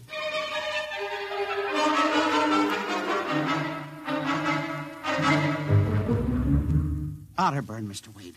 Now, does that name ring a bell? You're the man with the photographic memory, Henry. What about Otterburn? Cornelius Otterburn, atomic physicist, reported missing from his home in Baltimore on June 5th, 1945. Just 5 years ago. Vanished completely. Are you trying to tell me you really think there's something to this man of the moon business? Henry, I'm surprised at you. This is some crackpot trying to jam the airwaves. Yes, but the name Otterburn is so unusual. So are a lot of names. But I have a theory that... I was afraid of that. Henry, you always have a theory. Let's see, what was it last year? Oh, yes. That people disappear in occupational psych. But it's true. Please, Henry, I'm a busy man. You expect me to believe that this Otterburn is sitting up on the moon, sending out shortwave messages? Well, he might be on Earth bouncing the messages off the moon. But who's to say he isn't on the moon? Henry, as chief of this bureau, I have my hands full trying to coordinate reports from 48 states and Alaska. I have no time to include the moon. But, Mr. Wade... Out, Henry. But, Mr. Wade... Out, I'm busy. Yes. Oh, here. Take this folder of reports for the dead file. Yes. And no more nonsense, eh, Henry? Yes. I appreciate that you have a very dull job filing old missing persons reports, and I appreciate that you take an active interest in the affairs of the Bureau. But no more nonsense, huh? No, sir. No more nonsense.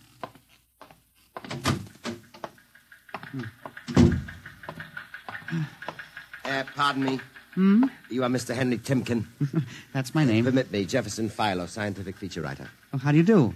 Oh, are you a newspaper man? Not exactly. I write as a hobby. Occasionally the papers give me leads on an assignment. If I may have a moment of your time. Oh, certainly. Just sit down at my desk over here. Thank you. My, that's quite a stack of papers. Filing. I'm the records custodian of the Bureau. 12 years and never misplaced a record. Magnificent. I admire the precise mind, Mr. Timken. Of course. Now, Mr. Timken, Mr. O'Brien, the editor of the Star Ledger, said I might drop by and investigate a rumor. Only a rumor, mind you, that a message from the, moon? Well, we aren't certain it's from the moon. It may be a bounce. They have bounced radar waves off the moon, you know. Yes, I know. I wrote the first newspaper article on it. Really? I'd be interested to read it. I must have a copy in my Well, briefcase. don't bother. Oh, but I insist. Oh, yes. There you are. I'll leave it on your desk. Oh, thank you very much. Now, about this message from the moon, Mr. Timken. Well, now, we don't know for sure, as I said.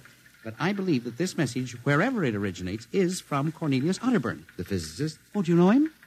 I once wrote an article on his contribution to nuclear mechanics. A brilliant man, Otterburn. Years ahead of his contemporaries. Well, whoever is sending those signals, if he isn't on the moon, is at least using the moon as a sounding board, bouncing the signal. But why, Mr. Timken? Why? Well, if you will come here tomorrow night at 8, Mr. Philo, we may learn the answer to that question. I've arranged with Charlie, our radio man, to let me use the equipment. May I consider this an invitation? You certainly may. Very well, sir. Until tomorrow night, then. Goodbye, Mr. Philo. Let's see now. Aiken, Abelard, Abramson, Rono, Atch. Well, that's funny. Now, where did this list of names come from? Paul Ahrens, astromathematician. Robert Simons, electronic engineer. Carl Parker, mining specialist. Well, this must have got mixed up with the papers on my desk by accident. Peculiar list of names.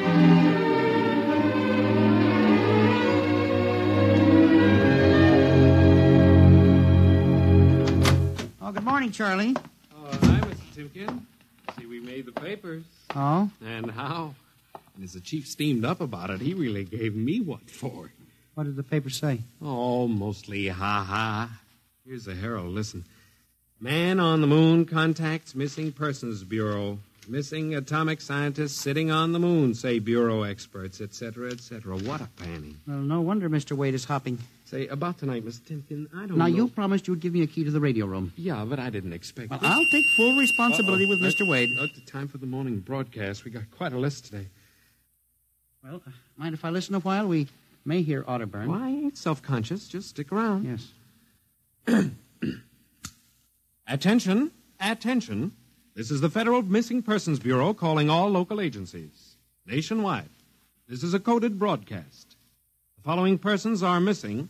Ahrens, Dr. Paul, 5'5", brown hair, brown eyes, scar on left side of chin, thick glasses. Ahrens. Occupation, astromathematician. Missing since 6 o'clock this morning. Being sought by Bel Air police. Charlie. Repeat. Dr. Paul Charlie, Ahrens. shut it off a second. Hold it. Delay 1 minute. Listen, Mr. Timken, it's okay to stay, but you can't interrupt Now, this. this is important. Did you say Dr. Ahrens was reported missing this morning? 6 a.m. We got the report from Bel Air less than an hour ago. Are you certain, Charlie? Positive. What is this? Charlie, what's the next name on the list? Let's see. Simons, Robert, engineer. What? Came in less than 20 minutes ago. 20? Hey, what's the matter with you? You look like you've seen a ghost. It's nothing, Charlie, except that last night, quite by accident, someone left a list of names on my desk. And that list included the names of those 2 men who were reported missing within the last hour.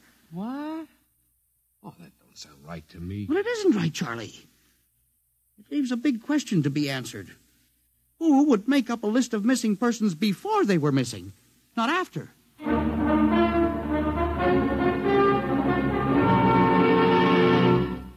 And you say this list of names was left on your desk accidentally? Well, I believe so, Mr. Wade. Do you have any ideas, Henry? Well, it's hard to say. Mr. Philo left some papers from his briefcase. Mr. Philo? Well, a science feature writer. I see. You were the leak on that story, then? Well, yes, sir, I'm afraid I was. I didn't think it would be treated as a laughing matter. Well, we'll deal with that later. Yes, sir. What's this Philo like? Well, he's a strange old duck, bald, thick glasses, tall. He walks stooped over. Seems to know a great deal about scientific data, but, of course, being a science writer, Is there any other possibility? I believe that this is all hooked up with the broadcast from Otterburn. That seems to be a very remote possibility. Well, the Missing Persons Bureau deals in remote possibilities, Mr. Wade. I do not require a statement of policy. Yes, sir. What's the theory? Well, for some time now, it has been my contention that in a country like ours, where even the cleverest criminal can be ferreted out and located eventually, there is no such thing as a missing person. I was afraid of that. Now, for 12 years now, I have kept the central files, where information from all over the country is channeled and recorded. I have made a private study. This is beginning to sound familiar, Henry. And I have discovered that each year, literally thousands of persons vanish, leaving no trace. They are never located. Where do they go? Nobody knows.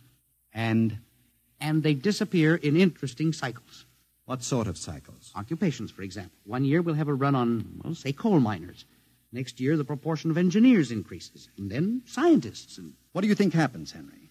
I don't know, Mr. Wade, but I'm beginning to suspect that somebody else has discovered the same phenomenon, even to the point, perhaps, of being able to predict who will turn up among the missing next. Philo? Well, I don't know, but I would like to find out. And you think Otterburn may be a part of this picture? Mr. Wade, I definitely do. Henry, do you honestly expect me to buy an idea like that? It is more than an idea. The two top men on this list are missing, and... Maybe so, but the rest of them aren't. Parker, Watson, Gibbs. Why, I saw Parker in the restaurant where I had lunch today. Yes, but and if you Mr. think Wade... I'm going to make myself a laughingstock by accepting such a crack-brained theory... Well, Excuse me. Yes. Hello, Wade speaking. Yes? Yes? I see. What name? Just a moment. Henry, let me see that list again. Here you are, sir. Go ahead. I see. I'll get back to you. I guess I owe you an apology, Henry. Sir? Harold Parker was just reported missing. Parker? Third man on your list. Holy mackerel. Exactly. Henry, for a good many years now, I've ridiculed these theories of yours. I don't know. Perhaps I've underestimated you. Maybe this time you've really stumbled onto something. What do you intend to do, Mr. Wade? I don't know. I haven't thought it out yet. I was planning to listen for another broadcast tonight in the hope that Otterburn might try to contact us again. Good idea. I believe I'll join you. I also invited Mr. Philo, the feature writer. Oh? I'll be glad to meet him. I'm beginning to get interested in you, Mr. Philo. Mr. Wade, you don't think that he's mixed up in this? Yes. I don't know, Henry. But it suddenly strikes me that we don't know very much about him, really. We ought to contact the police. No, Henry. I think we're better off keeping this between ourselves for the moment. We're dealing with the unknown. And in solving an equation for the X factor, it's often easier to limit the number of terms. You follow me? I don't know, Mr. Wade. There may be more danger in what you have discovered than you are aware of. Let's keep it quiet. Do you agree? Maybe you're right, Mr. Wade. I haven't thought of the danger involved.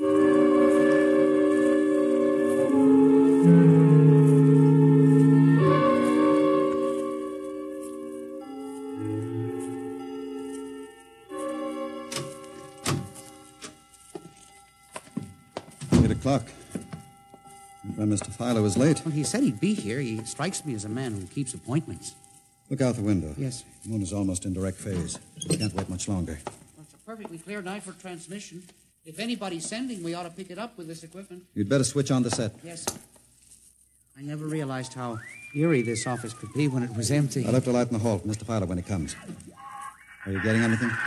Just some foreign stuff, I think. That concludes the British portion of tonight's programming from Johannesburg, South Africa. We continue in April. That's a peculiar transmission sound. Earth. Now, that sounds like something. See if I can work the selector. The moon is in phase. Yes. Hello, Earth. Can you hear me? I'll try to return. Hello? Hello? Hello, Earth. Hello, do you hear me? Oh, I get you now. Thank God. Who are you? Can you hear me? Who are you? This is Professor Cornelius Otterburn. Hello? Go on, I hear you. Not much time. They're on to me. They've located my sending point. Do you hear me? Go ahead, keep talking. I've only enough oxygen for a few minutes more. Well, where are you? I'm on the Earth side of the moon. You get that? The Earth side of the moon. A volcanic crater. Good. Start that recorder, Mr. Wade. Go on. Explain, please. Explain, please. Now listen closely. There is an Earth colony on the moon. There is an Earth colony on the far side of the moon, made up of renegade scientists and criminals. Professor Ernst Halsman... Halsman? He died in an insane asylum in 1938. Professor Ernst Halsman discovered nuclear rocket power in 1935. Turned his plans over to escaped inmates of the asylum. They took off and set up a colony on the far side of the moon in 1938. Go ahead. We're recording you. Each year, they recruit new colonists from Earth. Slave labor, mostly. I was kidnapped in 1945. Yes, I know. Keep talking. They wanted me to work on atomic drive for their flying disc. Hello? Still getting you. Go on. Last month, 6 others and I escaped. Speak louder. You got to stop them. Stop them. Stop who? The moon colony, planning to take over the Earth. Invasion. Oh. Hang on. No oxygen. Hard to breathe. Listen. They have agents on Earth. You hear me? Agents on Earth? Where? Who? Hello? Hello? Hello? Agents in... Henry, look out. Someone at the window. Get down. Henry, are you all right? I think so. His shot smashed the transmitter. And the lights. Strike a match. Careful. It was close. I got a look at him. From the description, it was your Mr. Philo. We got a recording anyway, but not the most important part of the message. Poor Otterburn, suffocating to death. Henry, we've got to get you out of here. He said they have agents. Philo was probably one of them. He'll be looking for you now, trying to kill you. But the police... You think the police would believe a fantastic story like this? People being kidnapped to the moon as slave labor? Moon colony planning an invasion of the Earth? But Henry, believe me, they'd trap us into straitjackets before we could finish. We've got to do something. We need time. Time to get proof. You don't think my theory was bunk then? I know it wasn't, Henry. Right now, my only concern is for your safety. But we can't walk out of here. Philo's probably waiting. Listen, there's a service elevator that leads to the basement garage. Yeah? We can get down there. There are some delivery trucks parked there all night. We can probably get one started. The garage door's off the ramp, work from the inside. We'll start the mechanism and make a run for it. I don't know. I think if we call the police... By the time the police get here, we'll be dead. You think Philo will wait outside all night? Come on. That's an order. Okay. But what about the recording of Otterburn's notes? We'll leave that here in the safe in my office. They'll never get into that. Let's go. You buzz the elevator while I hide the recording.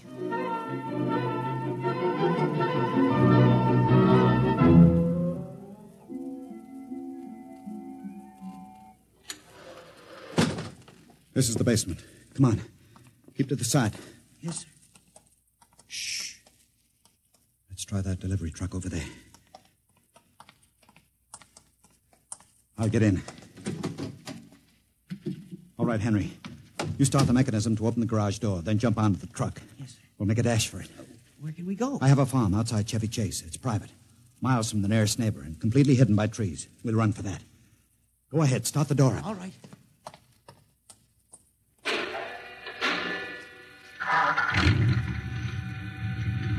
Quick, jump in. There we go, Henry. Cross your fingers.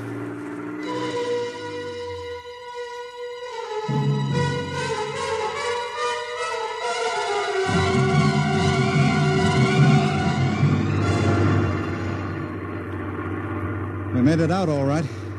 Anything doing? There's a blue coupe behind us, Mr. Wade. It's easily following. I'll cut up Pennsylvania Avenue. Now Route 1, toward Baltimore. It is following. He turned with us. Can you go faster? Not much faster. Well, he's gaining on us. I've got an idea. Hang on, Henry. Yes. Why'd you stop? I'll turn off the lights.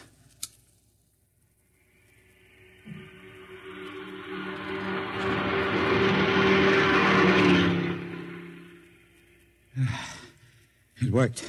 He shot right past us. Now we'll double back and go out another route.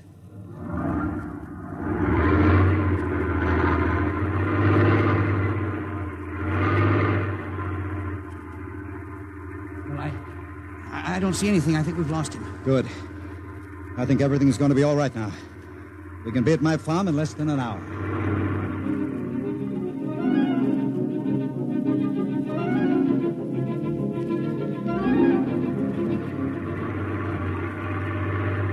Not much longer now. Is anyone behind us? I thought I saw the blue coupe again, but I was mistaken. Whew. This place is really hot in the wilderness. We can stay here indefinitely till we'll figure out the next move. Just up this dirt road now. There's the house up ahead. You're not going toward it. No, I have a better idea. There's a big abandoned wheat silo on my grounds. It's down a hollow where it can't be seen except from the air. And even then, the oak trees shield it. We'll hide you out there. Now, we leave the truck here. It'll never be seen. Come on. Yes. How did you ever find this place, Mr. Wade? I've always liked seclusion. I bought it about 12 years ago. Come up here in the summertime to get away from it all. There's the silo. Certainly well hidden. There's a small door around the side. Come on. Be careful of those bushes. Yes. It's hard to see them in the dark. Do you suppose Philo will find us? I assure you, Henry, Mr. Fowler will never find us here. Not in a million years. Here's the door.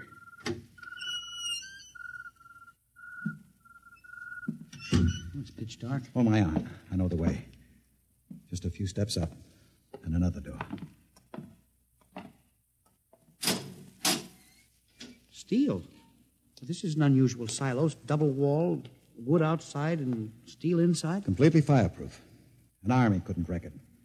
We're inside the inner shell. Careful. You're in a circular room. Stay here a moment. I'll go outside and see if the coast is clear. In a moment, your eyes will become accustomed to the darkness. I'll bring back some food and water. Don't be long, Mr. Wade. This place gives me the willies. Just a moment.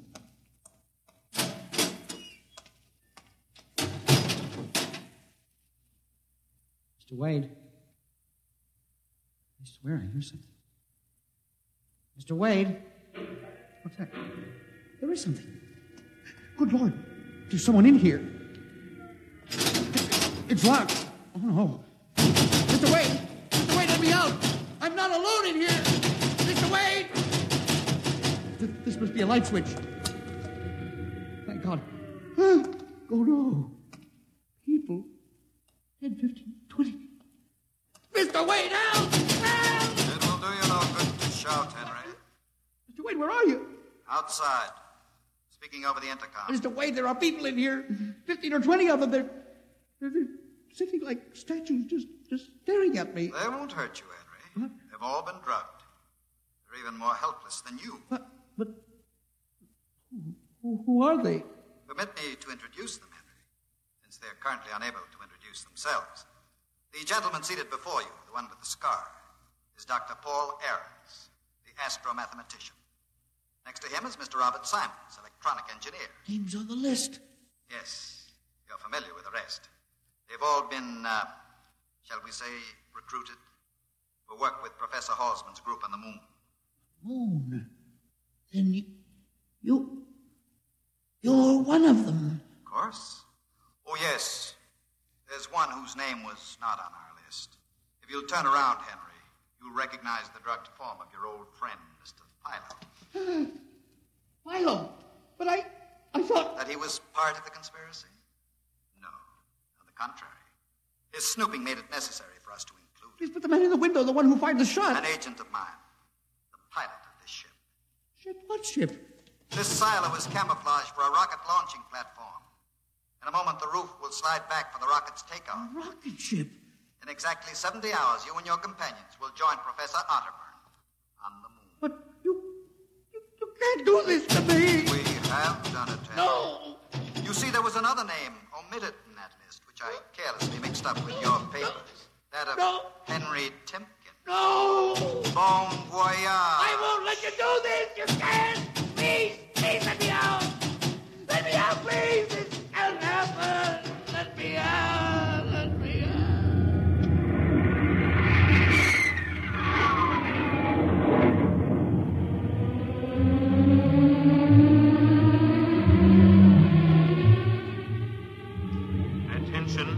Attention.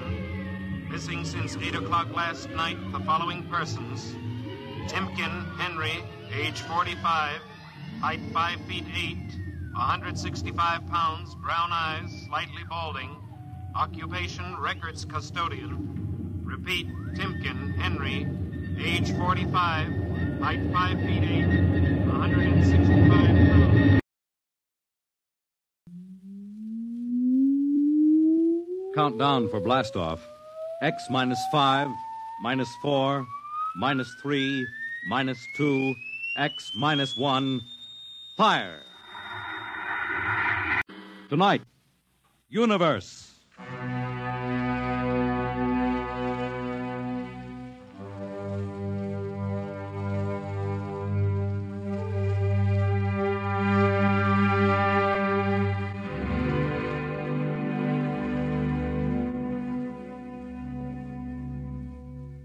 We are just beginning to discover how boundless our universe really is.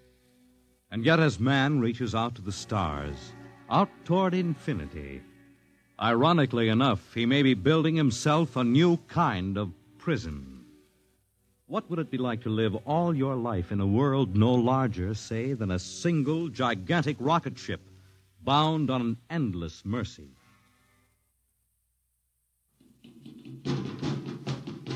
Hugh, look out! You all right? Yes, just missed me. What was it? A mutant with a slingshot, I think. Must have dashed down that passageway. Want to go after it? Oh, we'd never catch it, Alan. It's probably 12 decks above us by now. I didn't think they ever came down this far. Trolls usually get them before they reach this level. They get more daring with each generation. This one looked like a female. Male or female, it might have killed us. I told you this trip was pure foolishness, climbing 24 deck levels to hear a crazy old man rave. All right, Alan, we're almost there now. Let me see, compartment X, 15, level 24. This is the place. This area smells as if it hadn't been visited by a sanitation crew for generations. This part of the ship is almost deserted. Yes? Is this the compartment of John the Witness? Who are you? My name is Hugh Hoyland, cadet from Scientist Barracks. This is my friend Alan Mahoney. What do you want of John the Witness? Well, only to talk. Are you a believer in Jordan? Naturally.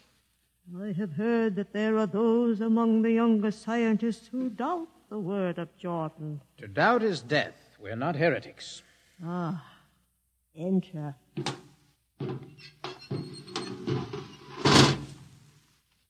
I've brought you a gift of tobacco, grown on the richest level. Oh, it smells good. I assure you it's of the best.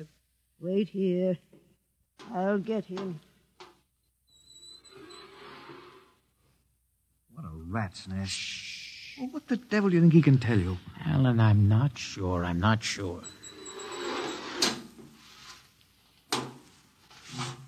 Well?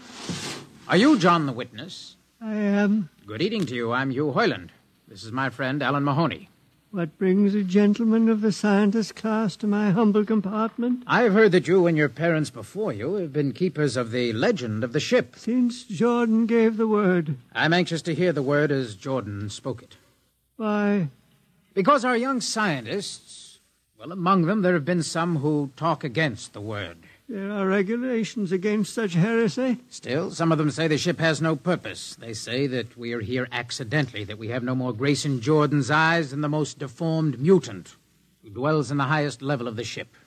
What shall I say to you? Well, I wish to hear the word from the mouth of one who knows, in order that I may become more convinced. Sit.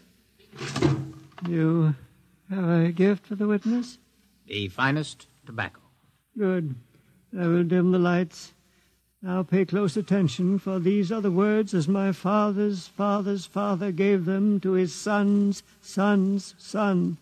This is how the ship came into being, how our people were created. In the beginning there was only Jordan, thinking his lonely thoughts. Out of his thoughts came a vision. Out of the vision came a planning, and out of the planning came decision. Jordan's hand was lifted, and the ship was born. Mile after mile of good compartments, tank after tank for gold and corn, ladder and passage, door and locker fit for the needs of the yet unborn. He looked on his work and found it pleasing, meet for a race that was yet to be. He thought of man, and man came into being. Then Jordan checked his thoughts and searched for a key.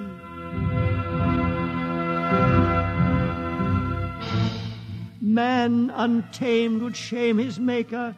Man unruled would spoil the plan. So Jordan made the regulations, and order came to the works of man. A crew he created to work at their stations, scientists to guide the plan. Over them all he created captain, made him judge of the race of man. Thus it was in the golden age.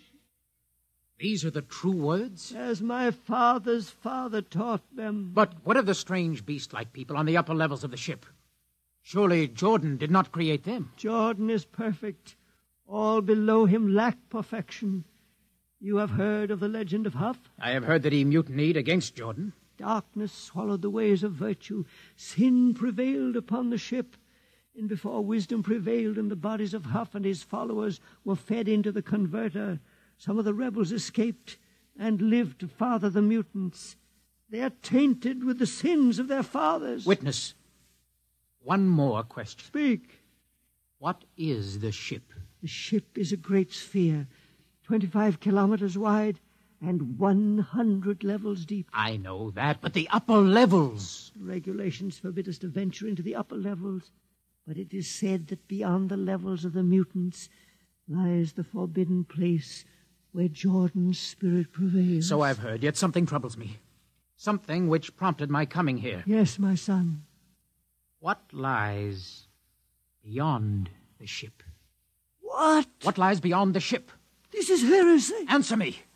I will not permit such talk. The ship is complete. The ship is universal. The ship is everywhere. The ship is endless. Your mutterings are those of a frightened old man. They answer nothing. You question the word. I think you lie. Hear me, Mr. Hoyland. For what you have already said, I can have your body fed into the converter. Your soul launched on the endless trip. You threaten me. Hugh, for Jordan's sake. Do you think I fear this dried fig of a man? Hugh! Sir, my friend is impetuous. He does not understand. I might be persuaded to forget a substantial gift. Why, you pig. Hugh! Alan, come on. The sight of this so-called holy man offends me. No, you shall not leave. Don't try to frighten me with that gun, old man. Remain where you are, heretic. I warn you, put down that gun. No, closer. Drop it. No, very well, then. Death to the heretic. Alan, get him. Alan, he's not breathing. Is he dead? I don't know. Come on, Hugh, we've got to get out of here. Right. Now where? We can't go back. They'd feed us into the converter before we could even... What's that? An alarm. That old woman must have turned it in. Come on, Alan. The patrol will be here in no time. Where can we go? Yes, where? The upper levels. No, the mutants. We'll have to take our chances. Come on, Alan, let's go. Listen, that's the patrol. Come on, we've got to climb. There's a hatchway down the corridor. All right, quickly. Oh, we fire! Alan, up the ladder. Up. Come on, Alan, come on.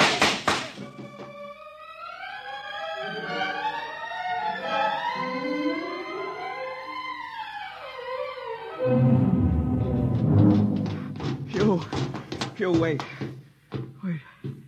How far are we from the outside wall? Judging by the slope of the deck, about 2 miles.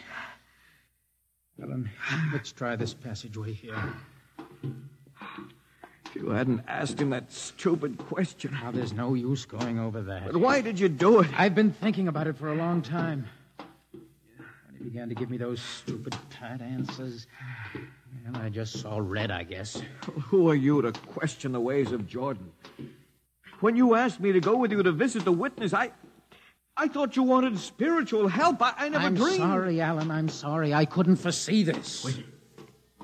Wait a minute. What? I saw something move. Where? Near that bulkhead. I don't see anything. Maybe my eyes are going bad. Listen! You behind us! Alan, look out!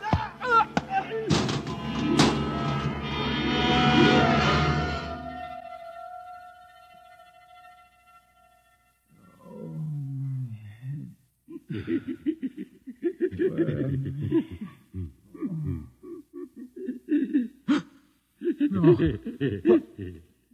What are you? Put away that knife. Keep away from me, you. Don't kill him. Not yet. Who are you? You must forgive my friend Bobo. Like so many of my people, he's rather impetuous where members of the so-called super race are concerned. Who are you? What place is this?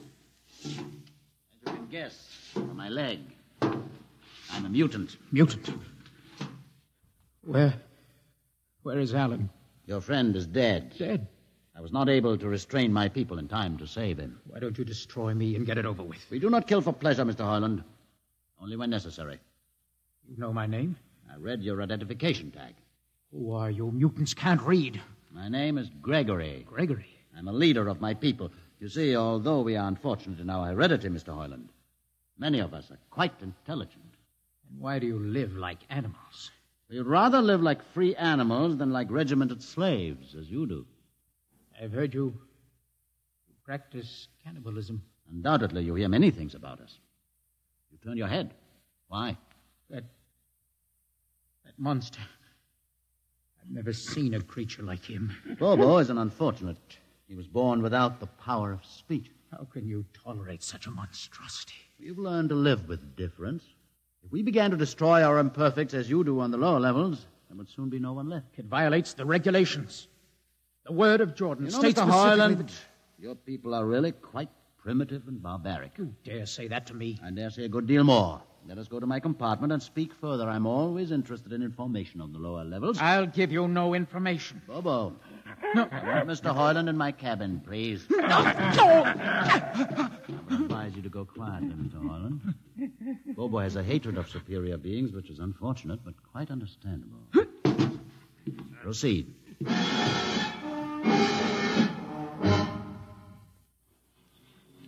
Enter, Mr. Hoyland.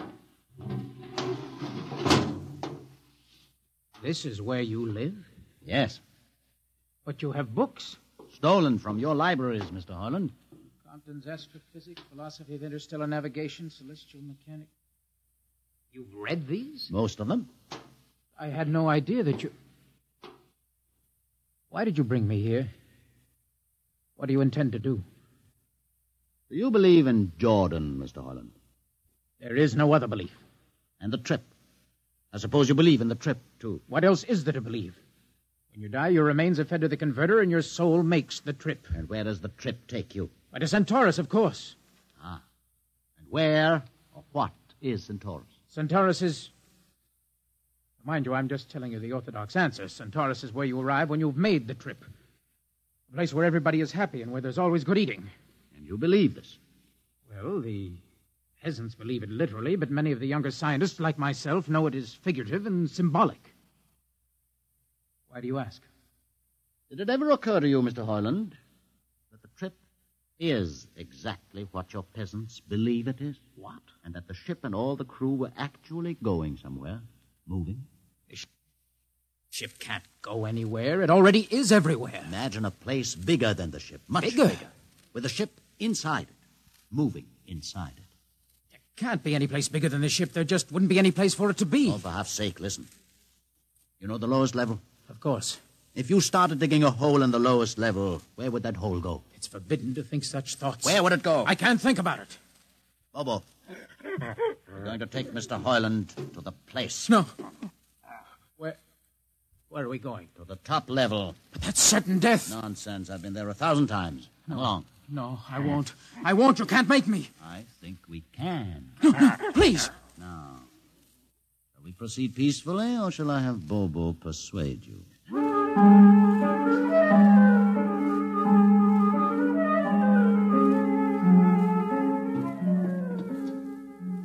Open the door, Bobo. Inside.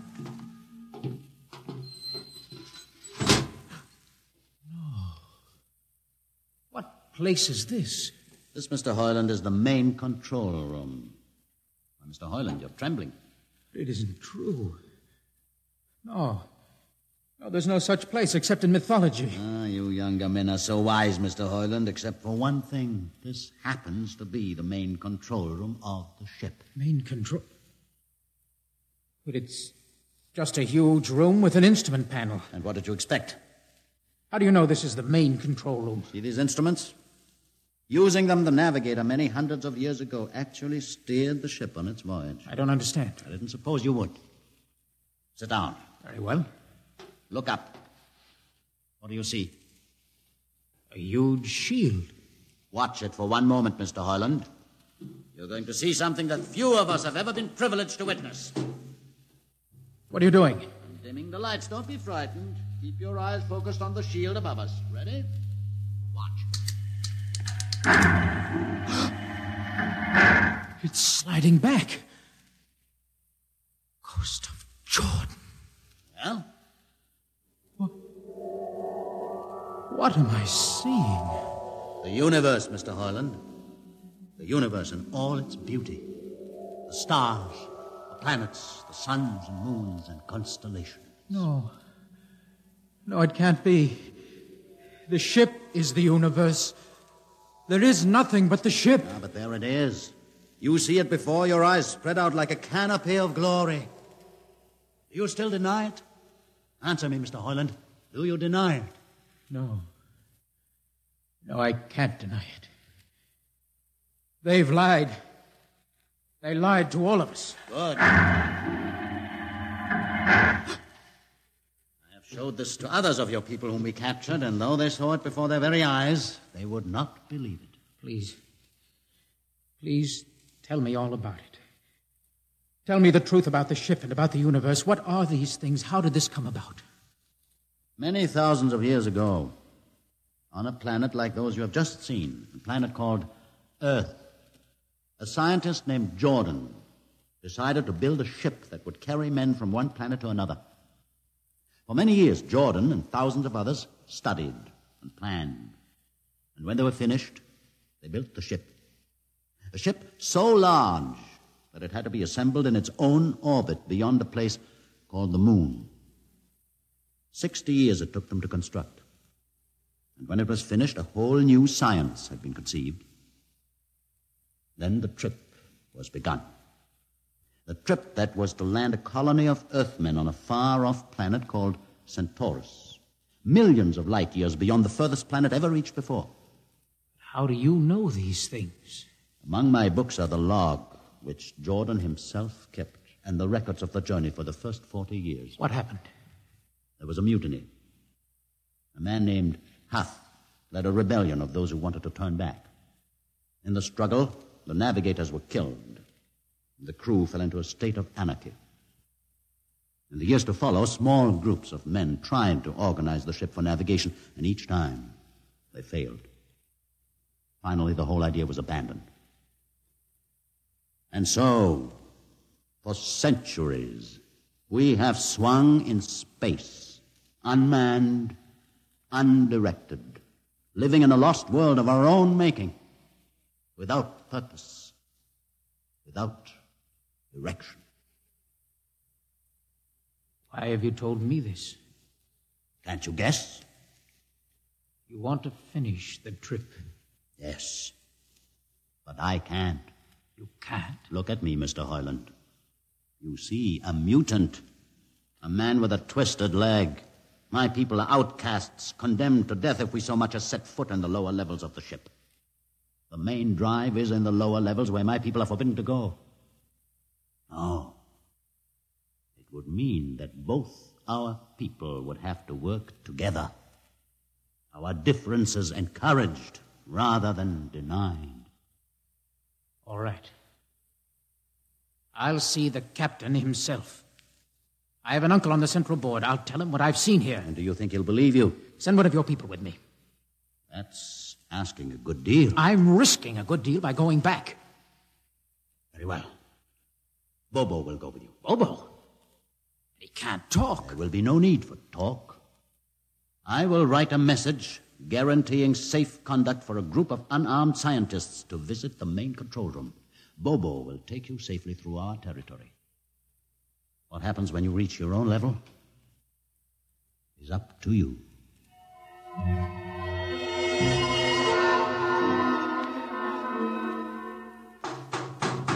One moment. Yes, what? You? Quick, Uncle. Let us in. But this mutant... He's harmless. Please, Uncle, please. Now, What is this? You want it for... I know all about that. Uncle, listen. I must see the captain. The captain? Are you mad? Uncle, you're a council member. You can get me to see him. He'll kill you. You're wanted for heresy. I don't care. I must speak with the captain. Now, Uncle, you're close to him. You can arrange it. I don't understand. Listen to me. The ship is moving. I can prove it. Do you understand? There is a purpose in the ship. I don't understand what you're babbling about. Now, never mind. Just talk to the captain. Tell him I have information of tremendous importance. Tell him I've arranged a truce with the mutants. Truce? Here, show him this paper. Signed by their leader. Do it, Uncle, for my sake. I don't know what... Uncle, please, if I'm to die, let this be my last request to you. Very well. I'll speak to the captain.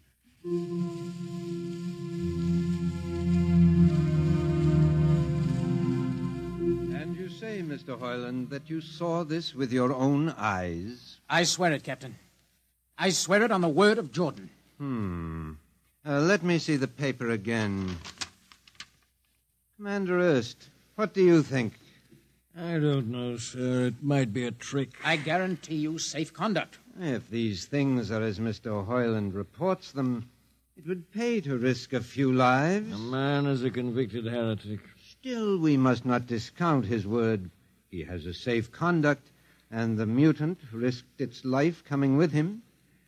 I think we might investigate. Captain, you mean you will do it? I will have an expedition outfitted. Dismissed, Mr. Hoyland. Thank you, sir.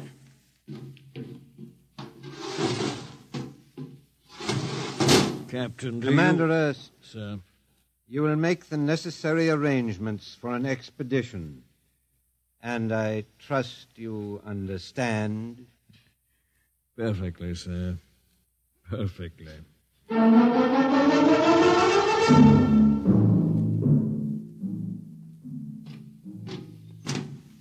Lieutenant. Mr. Harlan? You better halt your men here. This is the spot. Patrol! Halt! Well, I see no welcoming party of mutants. There'll be none. Their leader will meet you inside the main control room. You don't say. Just where is this main control room? Beyond that door. I see. All right, men. Ready up. Lieutenant, why do you ready arms? In case of ambush. Ambush? Now, wait a minute, Lieutenant. What are those men doing with that ray gun? Just aiming it at the door. Are you mad?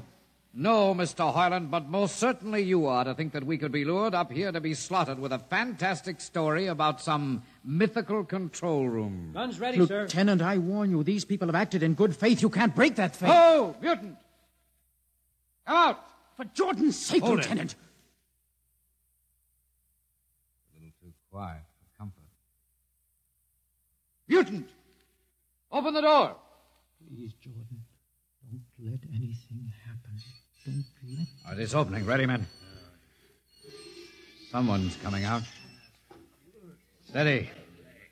Gregory, stay back! You fools! You've killed him! Here come the rest of them. Fire! Fire!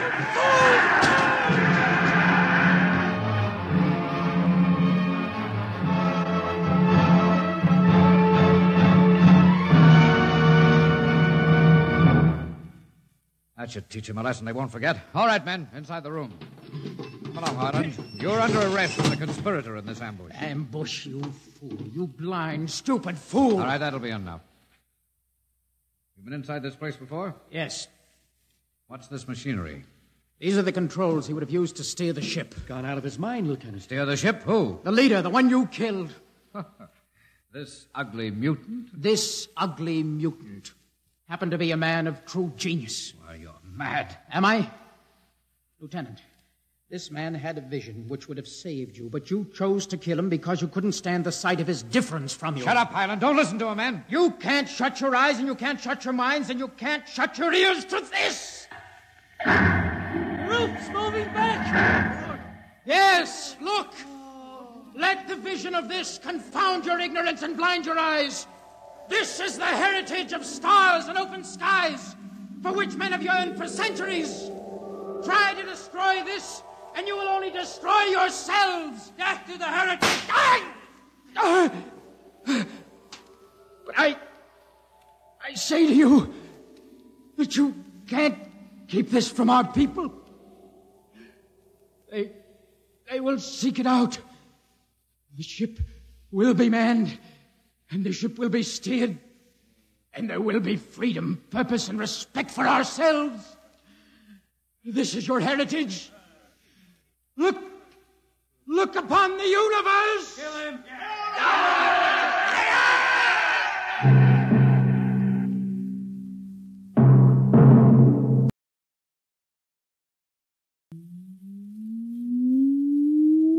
Countdown for blastoff.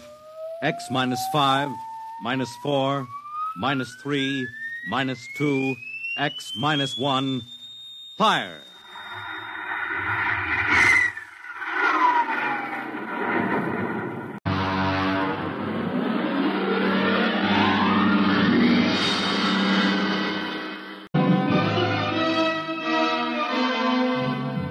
Tonight we have a strange story to tell.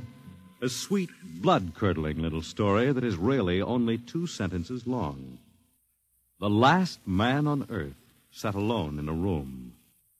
There was a knock at the door.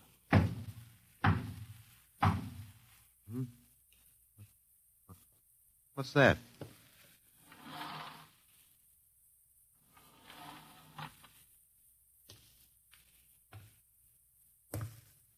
Good morning, man.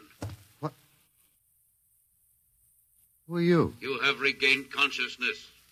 Who are you? I am Zan. I'm still asleep, I must be. You are not asleep. Maybe if I close my eyes, it'll go away. I will not go away, man. No. I guess I'm awake. What are you? I am a Zan. What's that? A Zan is intelligent life. Look, I don't... What happened? Where are you from? From Planet 7 in the 3rd galaxy in the 4th quadrant. Where? It is not necessary to repeat information which is correct in the original statement. Planet 7, but... You mean I'm not on Earth? You are still on your planet. Then what are you doing here? The Zans have annexed your world. You mean you've conquered Earth? Yes, that is correct. We will now prepare your planet for habitation by the Zan. How about the people? What about the population of the world? You are the population of the world. Huh? Now, wait a minute. I can't... I don't understand what's happened. The Zan have landed on your planet. We have removed the lower life forms to prepare for colonization by the Zan. When did all this happen? 2 days ago. You have been unconscious until now. You really mean I'm the last man on Earth? That is correct. Identify yourself now. What? Kindly provide data as to your position in the elementary social order of your planet. Oh. I'm Walter Phelan, Associate Professor of Anthropology at Nathan University. How do you speak English? We have deciphered your written and recorded records. It is not difficult to reconstruct your language. It is a primary type of auditory communication. Oh. Is there anything you want to complete your natural habitat? You mean I'm a prisoner? That is correct. What would you want further in your room? Do I have to stay here? Yes. The rest of my life? Forever. You better bring me my books. That will be done. That's rather considerate of you. You know, I've got to call you something. Do you mind if I call you George? It is immaterial. I will be back, Associate Professor of Anthropology. Oh, that's all right, George. Just call me Walter. Very well, Walter. I will be back with your books. All right, George. I'll be seeing you around. You will not be around, Walter. You will be here.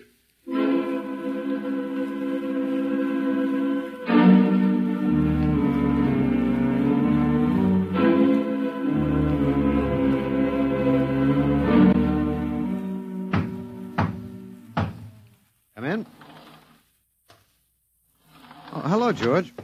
Hello, Walter. Wait a minute. You're not George. You're different somehow. It makes no difference. The Zan are many, and they are one. Then I'll call you George, too. I'll call you old George. What can I do for you? Point 1. You will please henceforth sit with your chair facing the other way. Uh-huh. I thought so, George. That plain wall is different from the other side, isn't it? That is correct. It is transparent. Yeah, that's what I thought. I'm in a zoo, right? That is correct. How many other animals do you have in the zoo, George? 216. Not complete, George. Even a Bush League zoo could beat that. Did you just pick at random? Yes. All species would have been too many. Male and female, each of 108 kinds. Male and female, huh? Of all the animals? There is a female of your species among the collection. Anyone I know? Well, never mind. It doesn't matter anyway. Well, what do you feed us all, eh? For carnivorous species, we make synthetics. The flora was not hurt by the vibrations which destroyed animal life. Oh, nice for the flora. Well, George, you started out with point 1. I deduce there is a point 2 kicking around somewhere. What is it?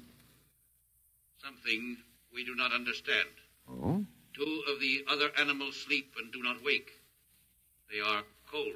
Don't worry, George. It happens in the best regulated zoos. What is wrong with them, Walter? Nothing much. They're just dead. Dead? Mm-hmm. That means stopped. But nothing stopped them. Each was alone. Well, maybe they just died of old age. Old age? I do not understand. You don't? Well, how old are you, George? Your planet went around the sun about 7,000 times since I was born. 7,000 years? Yes, I am still young. Yeah, a babe in arms. Look, George, you've got something to learn about this planet you've hijacked. Here on Earth, we've got somebody you don't know where you come from. An old man with a beard and an hourglass and a scythe. Your vibrations didn't kill him. What is he? Oh, old man Death. Down here, our people and animals live until somebody, the Grim Reaper, stops them. He will stop more? Well, he gets us all, George. With your lifespan, it won't seem like a minute and we'll all be gone. Looks like you made a mistake, George. And I don't think there's much you can do about it. That is not correct. The Zan is a logical being. We will take action.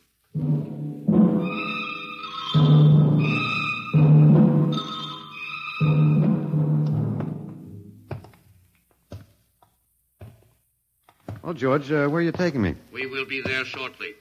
We will bring your books and your chair. You mean my lease is up? I do not understand. It's moving day? That is correct. We are here now. You will live here now, Walter. It is a larger room. Well, be it ever so humble, there's no place like home. Go inside. Oh, be careful with those books, George. Don't lose my... Oh, excuse me. Who are you? What are you doing here? I guess George didn't explain. George tries to be polite, but he hasn't quite caught on yet. I'm Walter Phelan. My name is Grace Evans, Mr. Phelan. What's all this about? Why did they bring me here? I think I know why, but let's go back a bit. Do you know just what has happened otherwise? No, not exactly. Well, I've been talking to George. George? Well, that's what I call them, all of them. There's no way to tell them apart anyway. There aren't many of them here yet. They come from outside the solar system, sort of an advanced scouting party. I saw their spaceship. It's as big as a mountain. Yeah, they're moving in on us. They cleaned off the Earth with some kind of vibration. It destroys all sorts of animal life. I don't know whether they did it all at once or if they had to circle the Earth a few times, but they killed everybody. No. I was afraid The cheerful note is that you and I and 200-odd other animals were picked up beforehand as specimens for the zoo. You do know this is a zoo, don't you? I suspected it. But I don't remember anything about being captured. I just woke up here. Well, my hunch is they used the vibrations just low enough to knock us all out. And then they cruised around, picking up samples at random. When they were all set, they turned the juice on full blast. How terrible. Yeah, well, they solved a lot of problems for us. Housing shortage, wars, even the atomic bomb. I don't suppose the human race, you and I, have to worry about anything now. It's awful. Only they made a mistake. They underestimated us. I don't understand. They thought we were immortal. That we were what? Immortal, like they are. Oh, they can be killed, but the Zans don't know what natural death is. They didn't know anyway until they lost 2 of us yesterday. You mean there are more than 2 of us? Oh, not more of our species, no. These were merely fellow animals, a rabbit and a canary.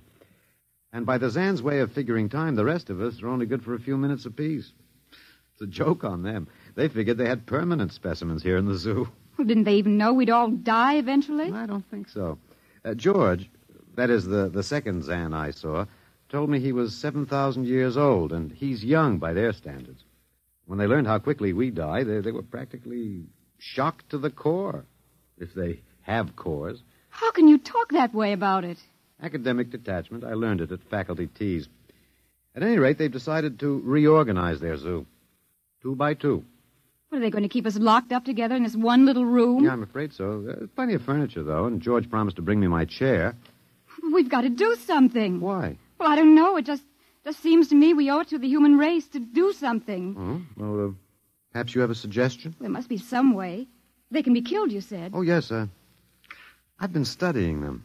They look horribly different, but I think they have about the same metabolic and digestive system as we. I think that anything that would kill one of us would kill one of them. But you said 7,000 years. Yeah, I think I figured it out. Now, George cut his, I suppose you'd call it his hand, when he brought in my books. It started to bleed, red blood. But I could see the cut closing as he stood there. By the time he left, it was healed. I don't understand. Well, you see, whatever factor there is in man that makes him grow old is missing in the Zan. Their regenerative powers must be unlimited. They just don't wear out. They go on until they're stopped. Suppose we killed one. There must be some way. Oh, what would be the use? They wouldn't even punish us. They'd just give us our food through a trapdoor and put up a sign saying, "Beware of the man. Dangerous." I don't think they'll even have to bother in your case. I don't see anything funny. I'm sorry. It just reminds me of Martha. Martha? My wife. She died 2 years ago. I'm sorry. Well, not at all. It was a pleasure. That'll be George with my books. Come in. Hello, George. Hello, Walter. Point one, I have brought your books. Mm-hmm. Point one, eh? What else is on your mind? Another creature sleeps and will not wake. Oh? A small feathered one called a duck. Well, it happens, George. I warned you. Old Man Death, the Grim Reaper. I told you about him. Walter, the Council of Zan has met. It has been decided logically that A, no life form can withstand the full-strength vibrations with which we cleared your planet. Therefore, the Grim Reaper you spoke of does not exist. Pretty neat, George. What's B? B, the only intelligent life to escape the vibrations is you. Therefore, the logical conclusion is you are stopping these animals by some means unknown to us. George, you are off your trolley. You will tell me now how this is done. You've got me. Yes, we have. It is necessary to save the remaining specimens as long as possible. If we do not get the information, we may be forced to dispense with your species entirely. This means you, Walter, and the female. Now, hold on, George. Don't go off half-cocked. Let me take a look at these animals that won't wake up. I will take you there now. Go first, Walter. After you, my dear George.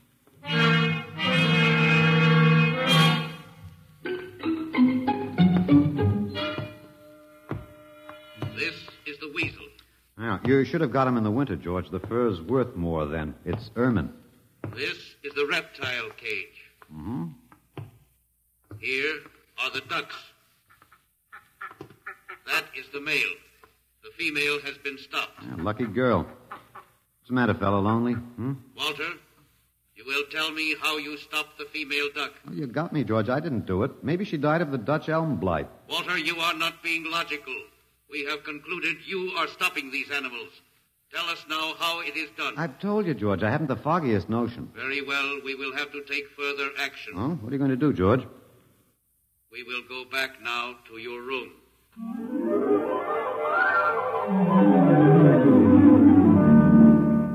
What happened, Mr. Phelan?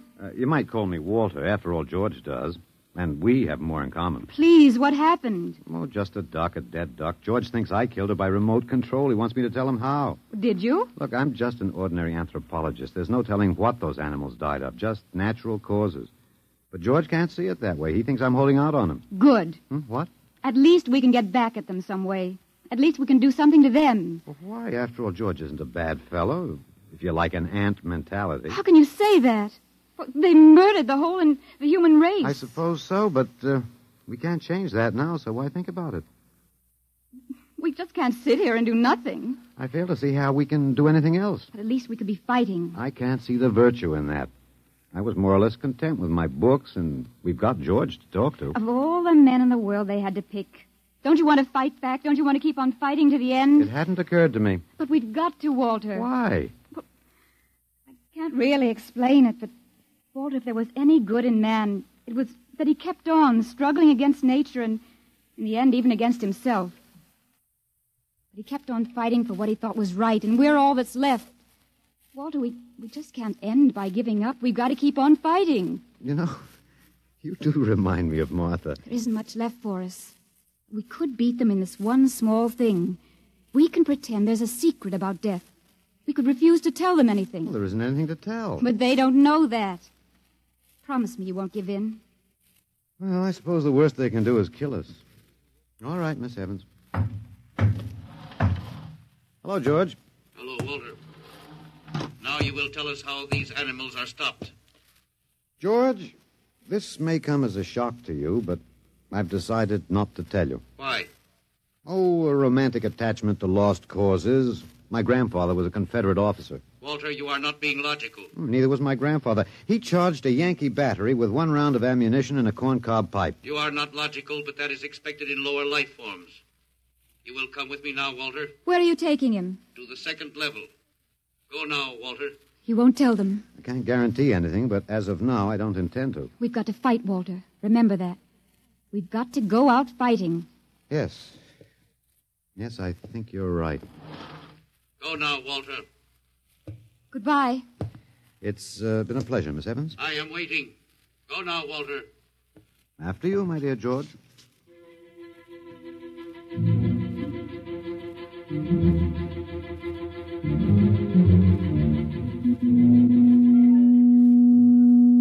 You will tell us now, Walter?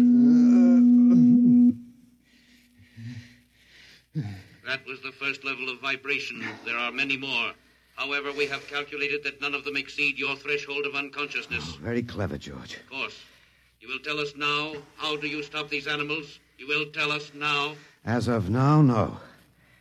However, I'm not very brave, if that encourages you, George. You are not being logical, Walter. You're telling me. We will now use vibration level 2.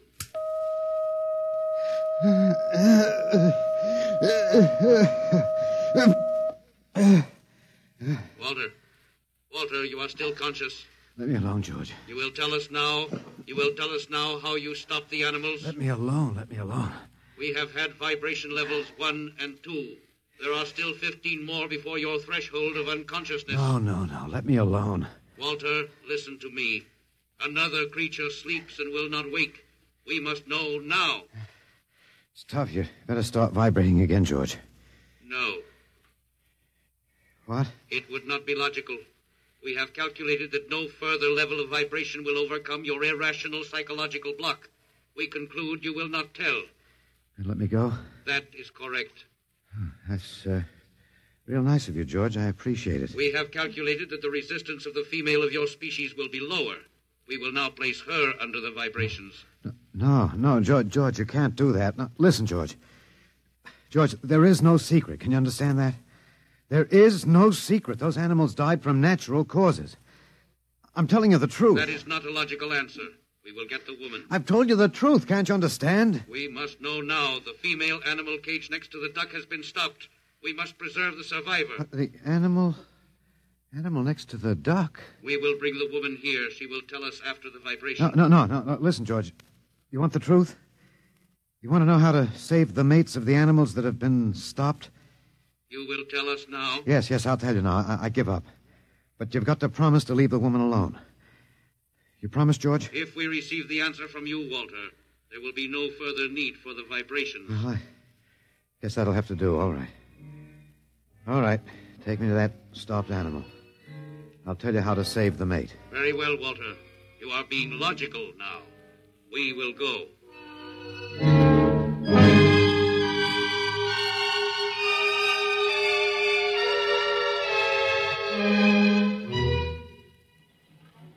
Walter, are you all right?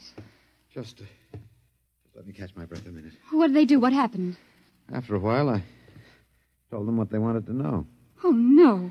As George pointed out, it seemed to be the logical thing at the time. But you promised. I know. It was our last chance to beat them on even one little thing. Perhaps. You mind if I sit down? You gave up. I suppose you could call it that. I'm very tired. They've beaten us completely then. There isn't even anything we can do. The last of the human race, and we give up. We don't even die fighting. Oh, it isn't that bad. Something might turn up, Martha. What did you call me? Huh? No, I must have said Martha. Sorry, she was my wife. She died 2 years ago. What were you saying? Nothing. It doesn't matter. It's too late. It's too late for the whole human race. What now, George? The Council of the Zan has met. No? Something wrong, George? Zan has been stopped. What? Zan is dead? That is correct. Well, you didn't believe me, George. But you can die. You can really die. You'll have to get used to that if you're going to stay here. The council has decided. A, you have in some way stopped this Zan. B, you and the woman must be eliminated. Walter. No, you've got it wrong, George. The council has decided. This time you will have the full vibration. This time? Walter, what did they do to you? Oh, they have a rather effective third degree. They tortured you, Walter? Yes. And I thought...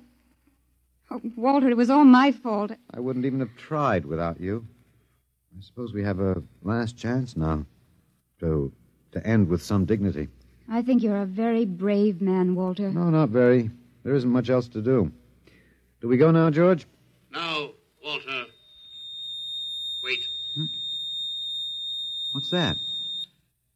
I have been told another Zan has died. Now will you believe me? The council of the Zan meets now. 2 gone already, and you were with me, George. You know I didn't kill this one. What stopped him then? I told you, it's Old Man Death. You came to the wrong planet, George. Your immortality doesn't go down here. He can stop you, but you can't stop him. And you'll all die if you stick around. What now?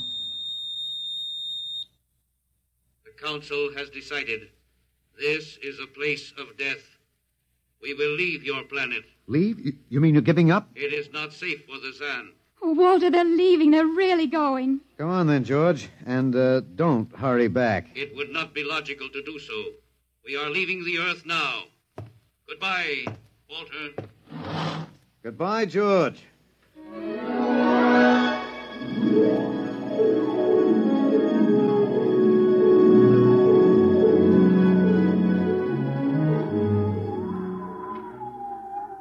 Well, they're all aboard now. So wonderful to feel the sun and the wind again. Yeah, they've closed the hatches. Walter, is it safe for us to be out here? Yes, they're not interested in us any longer. They only want to get away. And I want to see this, Grace. The Zan leaving Earth forever. They're blasting off. There they go. Yes, it's all over now.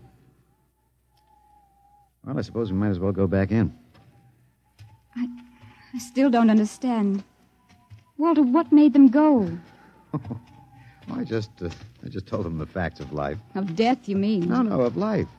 After all, I thought George was old enough to know. At 7,000 years, he was going to be a pretty big boy. I wish you'd stop joking and tell me what happened.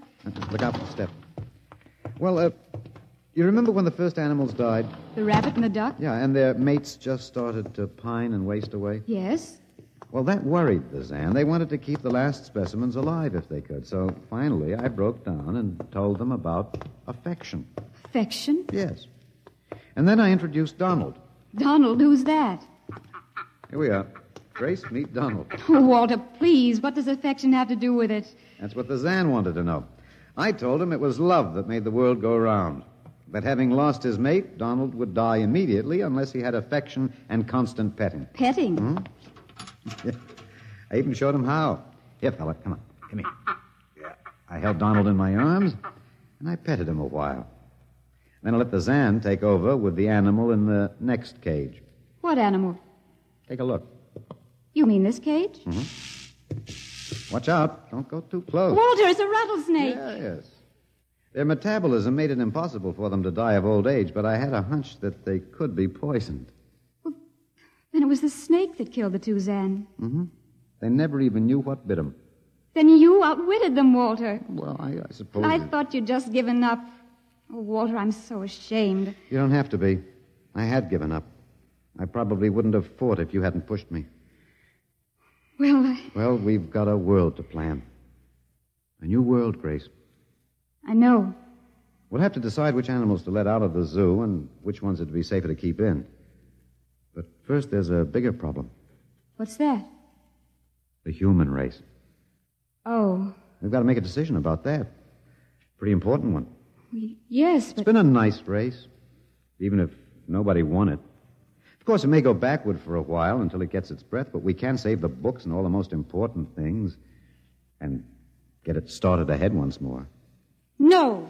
It's the Garden of Eden all over again. But, Eve, you'll have to watch out for that snake. Now, don't be ridiculous, Walter. You know, funny, you even blush like Martha. Only you're stronger than she was. Prettier, too. I wish you'd forget about Martha. I think I will, my dear, if you'll give me time. Now, Walter Phelan, you listen to me. If you think for 1 minute that I thought it would never happen to me again. But it is love that makes the world go round. So, Grace, if you could only... No, I wouldn't marry you if you were the last man on earth. But that's exactly what I am. I don't care. I don't even want to talk about it. I'm going out. All right, my dear, but think it over. And please come back.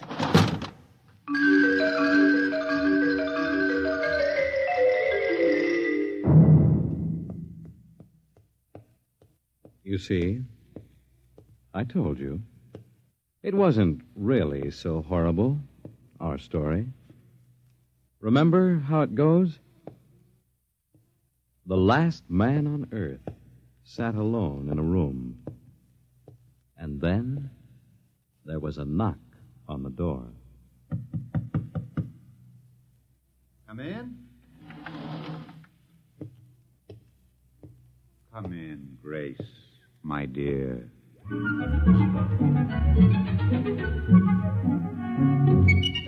You see, it wasn't horrible at all.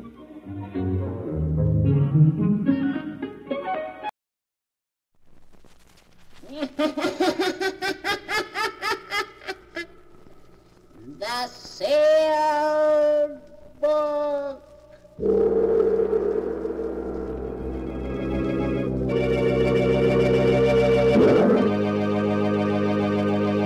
The keeper of the book is ready to unlock the ponderous volume in which is recorded all the secrets and mysteries of mankind through the ages, all the lore and learning of the ancients, all the strange and mystifying stories of the past, the present, and the future.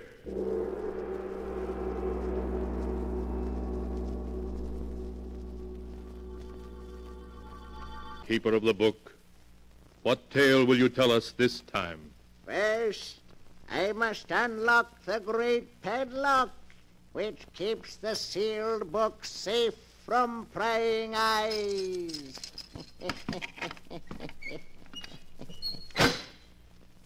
Now, what story shall I tell you?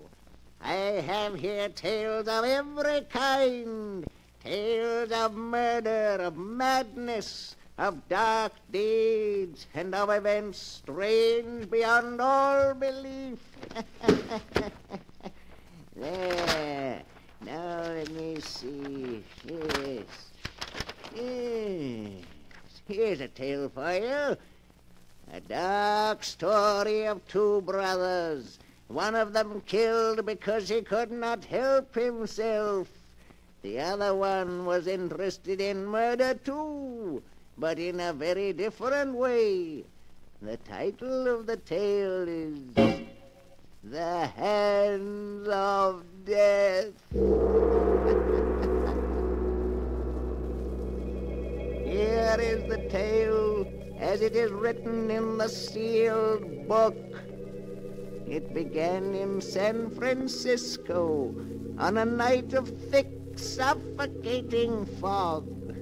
A young man hurrying homeward turns a corner and bumps abruptly into a huge figure striding toward him.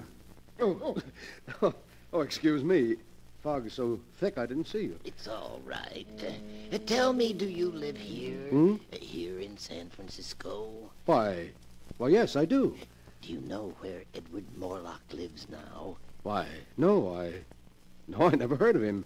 Now, if you'll excuse me, wait. But I've really got to get home. I just want a light from your cigarette. Oh, of course. Here, I'll hold it for you. Just hold it like that. What is it? What's the matter? Nothing. It's nothing. It's my hands, isn't it? They frightened you. No, it's nothing. My hands, they disgusted you. No, of course not. They frightened you because they're not like other people's hands. No, let go of me. I assure you that You thought I was a freak. Let go of me. You're crazy. I'm not crazy, do you hear? I'll show you. No. I'll show you.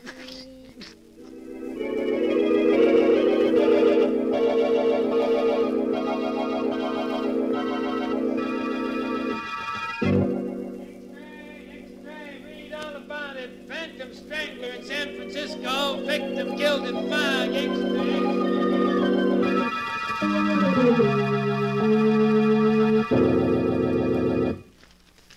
So, the Phantom Strangler is at work in San Francisco.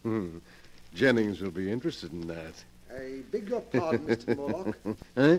Oh, yes, Jennings? The postman just brought this package, sir. Oh, package, eh? Give it to me. Yes, sir. Now wheel me over to the window. Of course, sir. This is close enough, Jennings. This package, I suppose you noticed it came from my agent in New York? Yes, sir, I did. Then perhaps you can guess what's in it. Hey, Jennings? No, sir, but I have no doubt it's another nice addition to your collection of objects having to do with famous murders, sir. Yes, indeed, a nice addition. But speaking of murders, have you seen this morning's San Francisco paper yet? No, sir. Well, look at these headlines. Read them out loud. Playboy murdered in fog. Phantom strangler breaks victim's neck. Then he's back. Your brother Kane is back. Yes, back in San Francisco, looking for me. And he'll keep looking for you. And if he finds you, he'll kill you. Yes, he's dedicated his life to that purpose. And all because he feels I cheated him out of his share of the money our father left us. Oh, it's a great pity. Yes, sir. Of course, we know the truth. Quite so. As you say, we know the truth. However, I hardly think Kane will find me here. No, sir. So we'll forget about him. Jennings, tomorrow afternoon, a neighbor's dropping in for tea. A neighbor, sir? Yes, Inspector Tennant, the head of the local police force. He's coming to view my little collection. Of course, sir. He may bring a friend with him. So have plenty of everything? Yes, sir. Well, that's all. What are you waiting for? Excuse me, sir. I wanted to speak to you about this check you gave me yesterday for my month's salary. Well, what about it? It's for the usual 500, isn't it? Yes, sir, but you see, Mr. Morlock, I've been thinking in these times I ought to have more. More? Just how much do you consider your services worth, Jennings? Shall we say 1,000 a month? 1,000 a month? It's quite reasonable, I think. After all, if I were to tell the authorities all I know about your father's will, and how it happened that the entire fortune came to you and none to Kane... Never mind, Jennings. I'll make out another check. Thank you, sir. But be careful you don't drive me too far, or you may regret it. Oh, I think I'll be safe enough, Mr. Morlock. After all, confined to that wheelchair as you are, you need me. That's enough. You'll get your check later. Yes, sir. Very good, Mr. Morlock. So you're getting greedy, are you, Jennings? I must find some way to discourage you. Yes, some way to discourage you.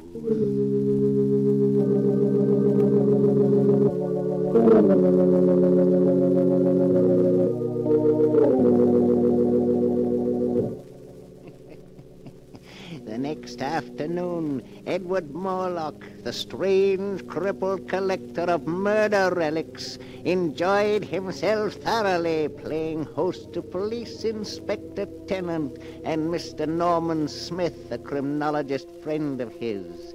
He began by showing them his latest acquisition, the one that had come by mail just the day before.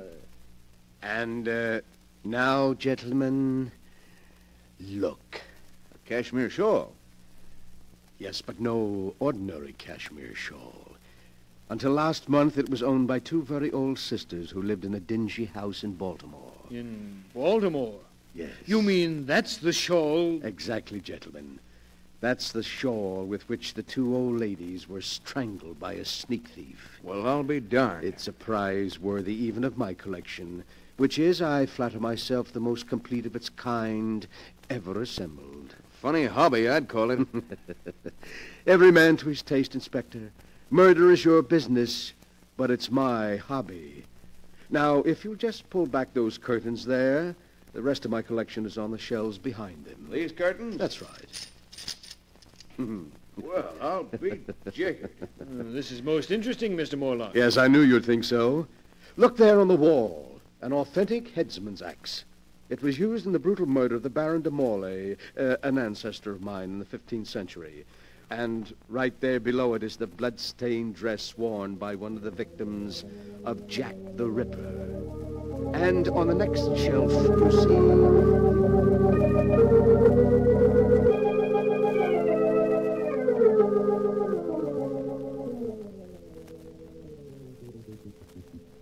And so there, gentlemen, you have the highlights of my collection. How do you like them? Well, if that's the sort of thing you're interested in, I'll say your collection does seem complete. It is indeed. In fact, there's really nothing missing except perhaps a murderer and a victim. What did you say? That the only thing missing from your collection is a murderer and a victim. A most interesting thought, Mr. Smith. And after all, why not? Why not what? Oh, excuse me, Inspector. I was just thinking out loud. Oh. Well, I'm afraid we got to go now, Morlock. Hey, Smith? Yes, you're right, Inspector. It's been a great pleasure having you, gentlemen. And I do hope you'll call again.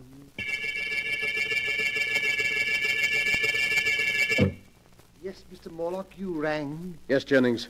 Before you help me to bed, I want you to mail these letters. Yes, sir.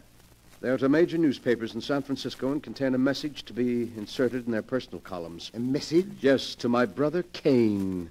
We used to communicate this way in the past. But, what? Here is a copy of the message. You may read it. If the gentleman with the unusual hands will visit his brother in Santa Villa, he will learn something to his advantage. You're inviting him here? Exactly. You've decided to play safe, to trap him and turn him over to the police? Oh, that's clever of you, Jennings. Yes, very clever. But you've already proved you're clever, haven't you? Now just take these letters out and mail them, and soon, quite soon, I think, we shall be seeing my dear brother Cain again.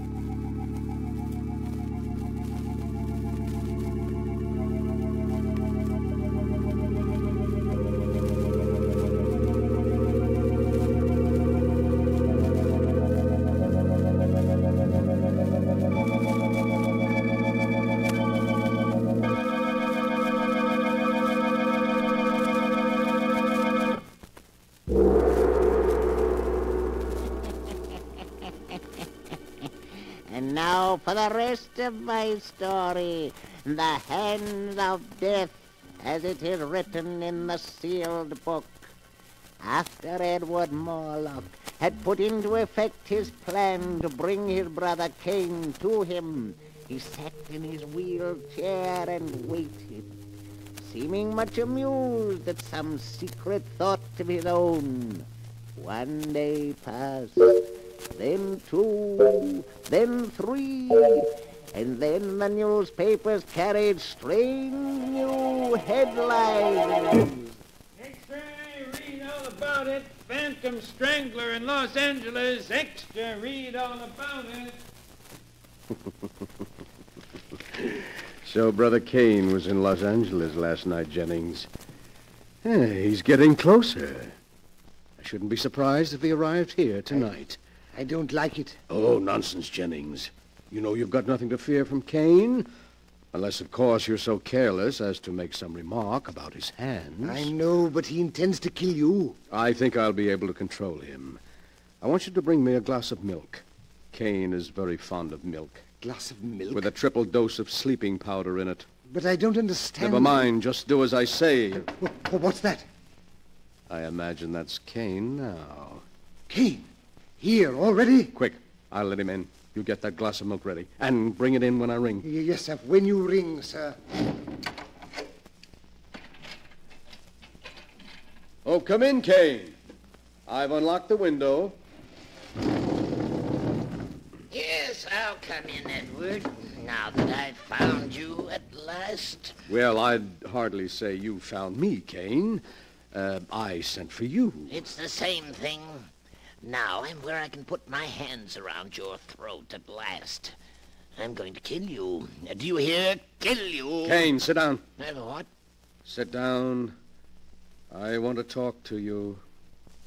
All right, I'll sit down, but you can't change my mind. Tell me, Cain, how many people have you killed since you got out of the penitentiary? 7. 7 murders? They looked at my hands. They were disgusted. I didn't kill them. My hands did. You hear? I didn't want to kill them, but my hands killed them anyway. Why, of course, I understand. Your hands. Your great-grandfather had hands like yours, you know, Cain. Don't talk about it anymore. Of course not, Cain. But you must be hungry. I'll ring for Jennings. He'll fix something for you. Yes, I am hungry. But please, Cain, don't startle the poor fellow. You know, he's very much afraid of you. Why? Why is he afraid of me? It's your hands. He says they give him nightmares. My hands give him nightmares? Oh, you mustn't blame him, Cain. He can't help it. My hands give him nightmares. Yes, sir. I've brought you a glass of milk, Mr. Morlock. My hands frighten Oh, me. thank you, Jennings. Just put it down here. Yes, sir.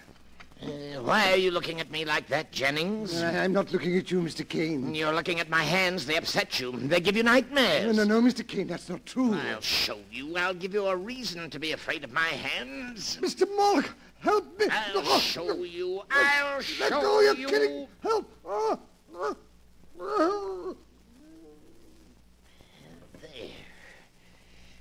That'll teach you to be afraid of my hands.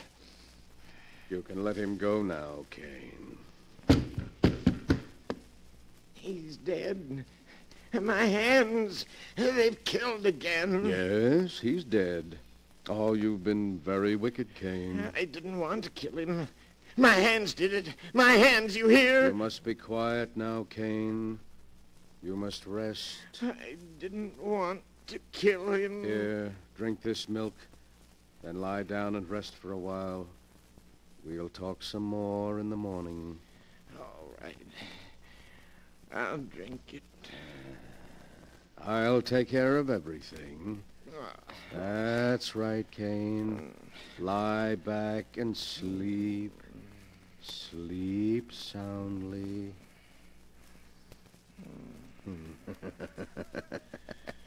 So you would blackmail me, would you, Jennings? And you would kill me, would you, Cain? But I've been too clever for both of you.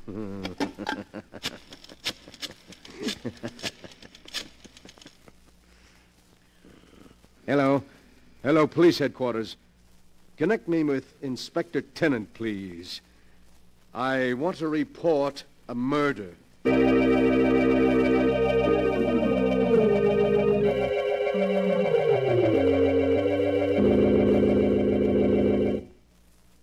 And so, there you are, Inspector. Kane was in the penitentiary for assault with intent to kill. Apparently, he escaped since then. He's been seeking for me, meaning to kill me. Good heavens, Morlock. Then he's the strangler who's been doing all these killings. Yes, I'm afraid so. Oh, and I never guessed until he showed up tonight to kill me, because he thought, you see, quite wrongly, that I had cheated him of his inheritance. Jennings bravely came to my rescue, and Kane throttled him. Then I tricked Kane into drinking some drugged milk, and... well, there you are. But why, man? Why? Why did he kill all these people? Because of his hands. His hands? Well, you saw his hands. Tremendously strong. Not hands at all, really, but more like demon's claws. Kane is morbidly sensitive about his deformity. When he feels someone is frightened by his hands, he kills them. Just like that. It's a good thing we got him at last. You can take him along now quite safely, but be sure to keep him well locked up, Inspector, and don't let anyone get within reach of his hands.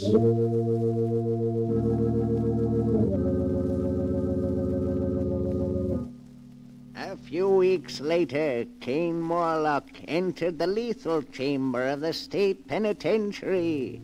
Edward Morlock, the condemned man's invalid brother, was one of the few spectators. Kane Morlock, with his last breath, cursed his brother and swore that someday he would be avenged. Then he died. The following day, Inspector Tennant and his friend Norman Smith paid Edward Morlock another visit. Oh, good evening, Inspector and Mr. Smith. It's very kind of you to stop by tonight. We dropped in to see how you were making out, Mr. Morlock. Thought maybe, what with your trip yesterday and the shock, that perhaps... Oh, no, I'm quite all right, thank you. What must be, must be. You see, I'm a philosopher. You have somebody looking after you? Yes, Philippe, a Filipino boy, is taking poor Jennings' place. Oh, and, gentlemen, that reminds me. I have something here that will interest you. Mm-hmm. Something that'll interest us? Yes, here on the table beside me. This jar. A burial urn, isn't it, Mr. Morlock? Exactly. And in this burial urn are the ashes of poor murdered Jennings. Jennings' ashes? Yes. You mean you're going to keep them with you? But of course, gentlemen. I was very fond of Jennings, very fond. What more fitting than that I should keep his ashes to remind me of his years of faithful service? Besides... well, I can always look upon them as part of my little collection. Your collection? Yes, Inspector. It was Mr. Smith here who pointed out that, complete as it was, it lacked both a murderer and his victim. Well, here are the ashes of the victim. Great heavens. That's rather a unique item, Mr. Morlock. Yes, indeed, an item any collector would be proud of. But the really choice addition to my collection is here in this box, which just arrived. Would you care to look at it, gentlemen? What in the world? Oh, now you needn't guess. I'll lift the lid and, see. Merciful heavens. A pair of hands. The hands of your brother Kane. Exactly. I can't believe it. But what is so strange about it, gentlemen? There are the ashes of a murder victim. Here are the unique and terrible hands that throttled him. Where in all the world will you find a collector who can boast such items as these? You must be mad. Morlock, did you plan all this from beginning to end? Plan it? Mr. Smith, but how could I? You're quite mad. We could never prove it. You could prove nothing.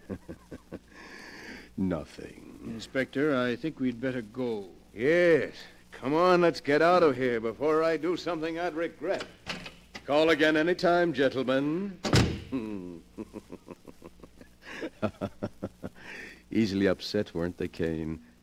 Upset by your hands. Your great, strong hands that are going to become the prize items of my little collection. The distorted hands of a murderer. Ooh, how cold they are. And yet I can almost feel the murderous strength in them still.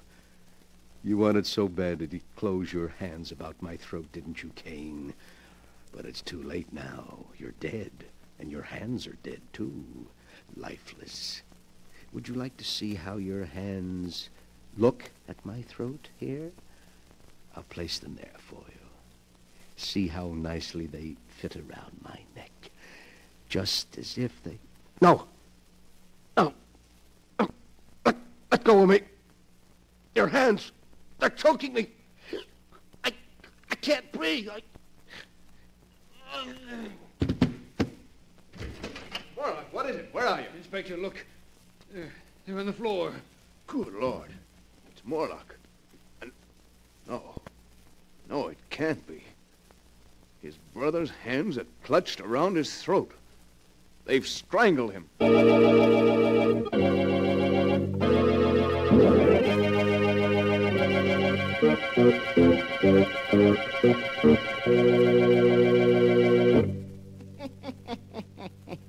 And that is the story of the Hands of Death, as it is written in the sealed book. Edward Morlock was quite dead when they found him, with his brother's severed hands about his throat. But they called his death heart failure. For who would believe that two dead hands by themselves could wreak the vengeance that Cain Morlock swore to have before he died? And perhaps it was heart failure. Perhaps Edward Morlock, thinking he felt the hands move, died of sheer terror. You'll have to decide for yourself which is true. The answer is not written here.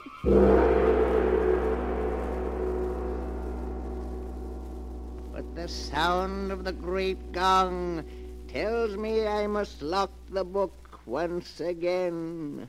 One moment, Keeper of the Book. What story from the sealed book will you tell us next time? Next time? Are you sure you want to know? Perhaps my next story will be about you, for I, the king of the world, have here all the stories that ever happened, and many that have not yet come to pass. I'll find one for you. Now, Keeper of the Book. Yes, everlasting, master of the earth, the king of the world. Be sure to be with us again. Be sure to be with us again next time. Strange and exciting. Be sure to be with us again next time, when the great gong heralds another strange and exciting story from...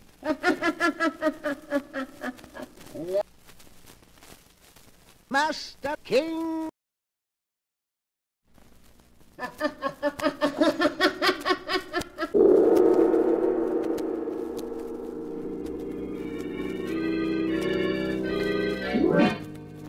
Once again, the Keeper of the Book is ready to open the ponderous volume in which is recorded all the secrets and mysteries of mankind through the ages. All the strange and mystifying stories of the past, present, and the future.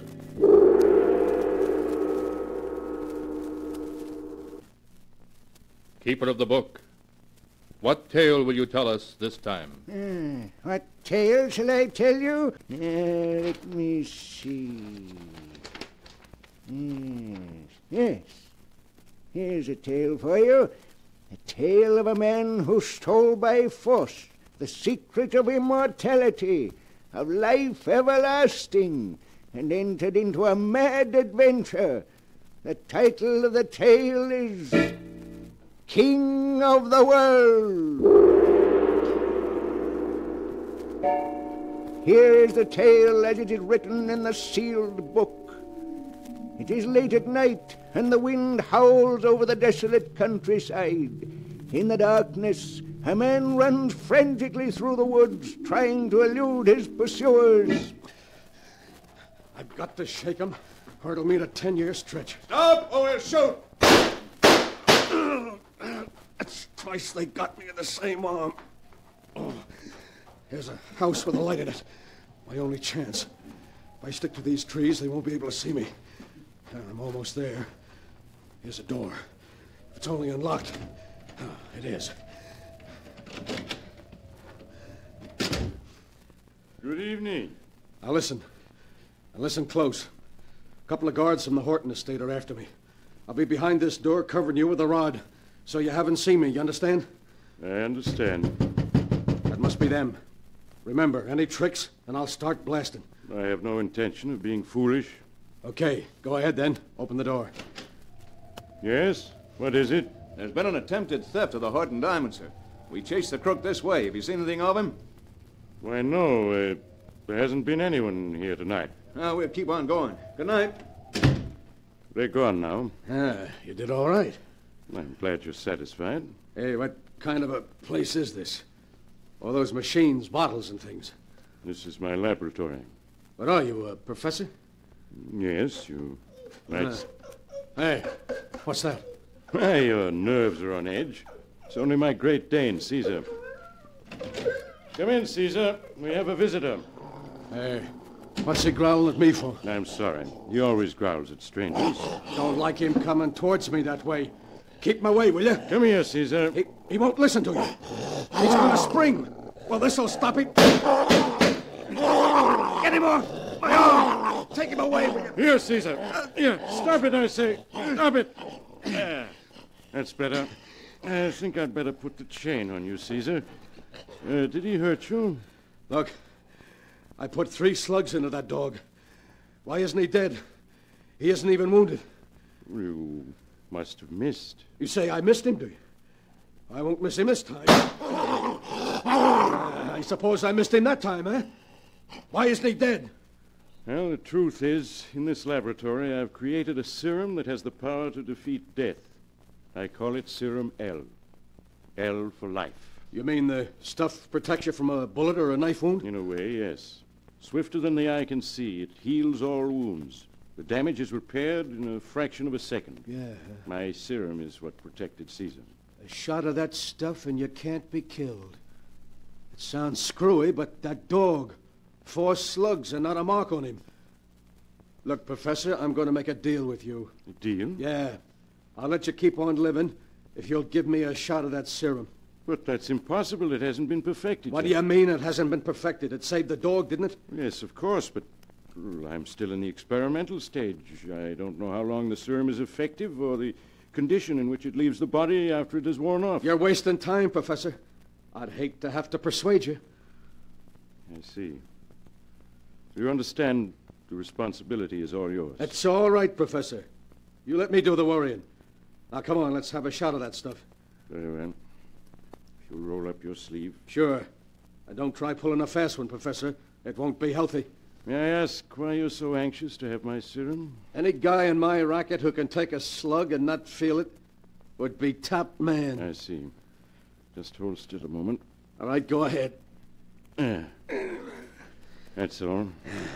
Hey, my wounds. They're gone. Why, there isn't even a mark on my arm to show where they were.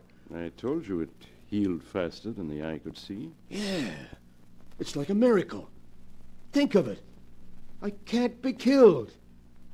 Nothing can stop me now. I can move in on all the rackets and take them all over. Yes, sir, I'll be king of the world.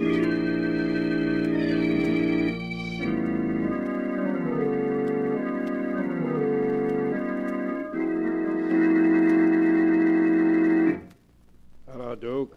What do you want to see me about? I'm kind of busy. I won't take up much of your time. I'm after a job. Well, I'd like to give you one, but I haven't room for another man. You're wrong. There's one job in your racket that's going to be open soon. Yours. Mine? Yeah. Duke, you've got a funny sense of humor. Yeah, I know.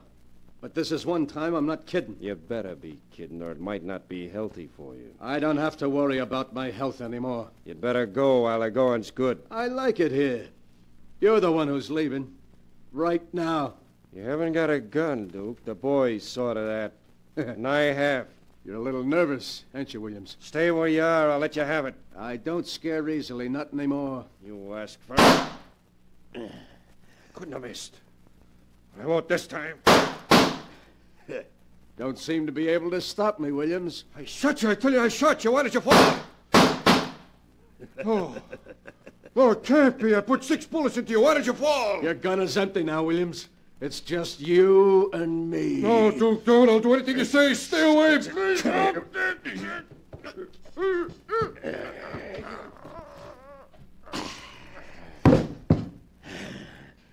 Too bad, Williams. You should have resigned when I gave you the chance. But you would be stubborn. That's what they'll all get if they stand in my way.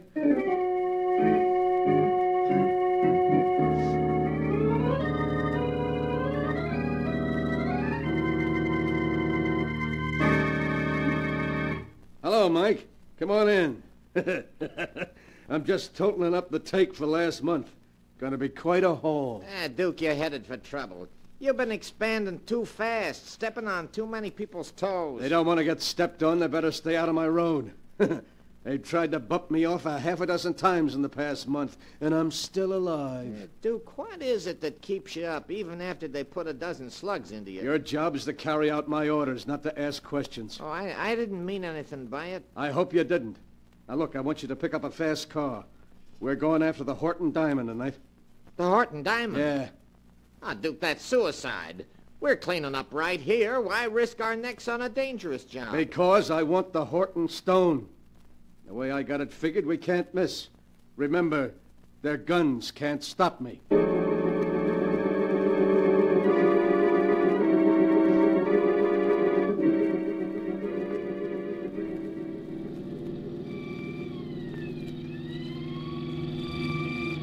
Hey, is 70 the best you can get out of this car? I got my foot down to the floor now. Hey, look at that diamond, Mike. Isn't that a beauty? Think of it. I got $500,000 right in my hand. A lot of good it's gonna do us if we don't shake that police car. Yeah, you're right. They're hanging on. We gotta shake them. There's nothing more I can do. I'm pushing this crate as fast as it'll go. All right, look out for this curve. We're taking it too fast. Hey, I can't control it. Look out, we're going over it.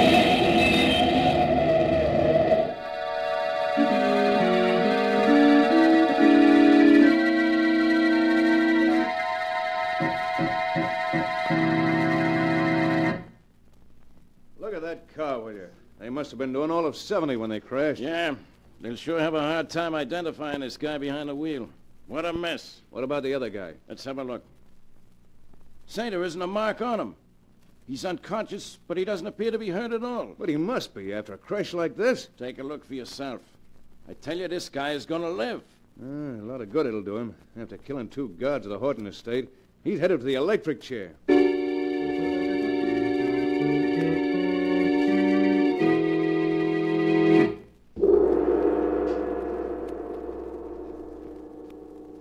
And now, to go on with the story of the King of the World, as it is written here in the sealed book.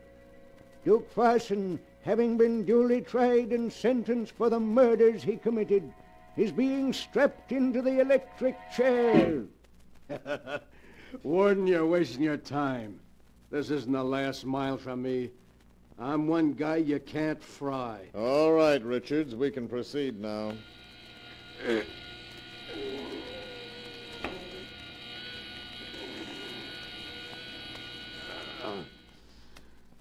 Will you examine the body, Doctor? Sorry to disappoint you, Warden, but I'm not dead. But you must be. No man has ever lived through it. I'm not like other men, Warden. You can't kill me. Richards, unstrap the prisoner from the chair. What's happened must be due to a mechanical defect. That must be it. Hey, you look a little pale, Warden. It's good to get out of that chair. It's not very comfortable. But why are you all backing away from me? You afraid I'll hurt you? I'll just take this gun. That's better now. All right, Warden. Start marching. You're gonna lead me to freedom, if you want to live.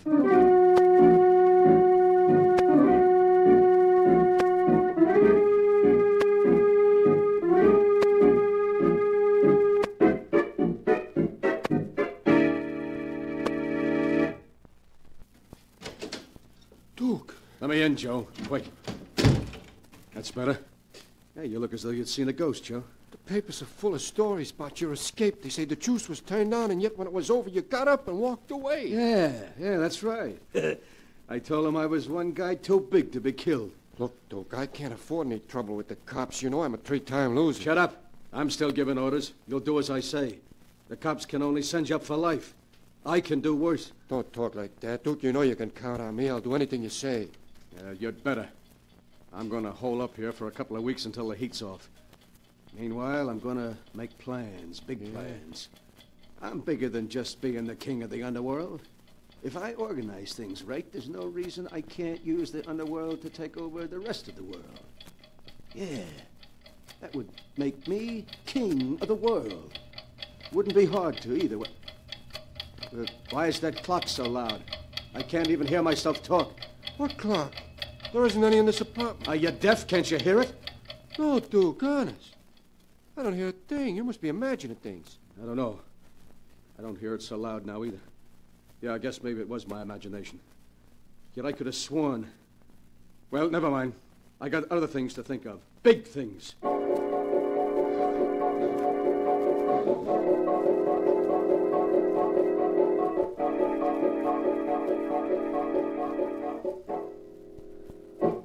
Why don't you sit down, Duke, and take it easy? I'm tired of sitting. 3 weeks in this rat trap is enough for anyone. I've had about enough. The heat's on as big as ever, Duke. I never saw them as anxious to get anyone. Every time I go out, I expect some dick to trail me back to this hideout. Suppose you let me do the worrying, Sure, huh? sure. I was only talking. Have you been having any more of those attacks lately? I'm okay. Stop talking about it. It's bad enough without having to be reminded about it. I don't want to hear... Hey, what's that? What, Duke? That buzzing sound. Keeps growing louder and louder. I don't hear nothing. Listen, you must hear it. It's a fly. Yeah, and it's getting louder. I tell you, I can't stand it. Fly? Yeah. I don't hear it. Wait, there's one over there flying around us cracks. Well, do something, will you? I can't stand the noise. It's driving me crazy. Take it easy, Duke. I'm doing my best to kill it. There. Oh, thanks, Joe. It's gone now. For a while, I thought I'd blow my top. Maybe you'd better see a doctor, Duke. You've been getting these attacks more and more these past 3 weeks. No doctor can do me any good. There's only one man that can help me. Who's that? That's the professor.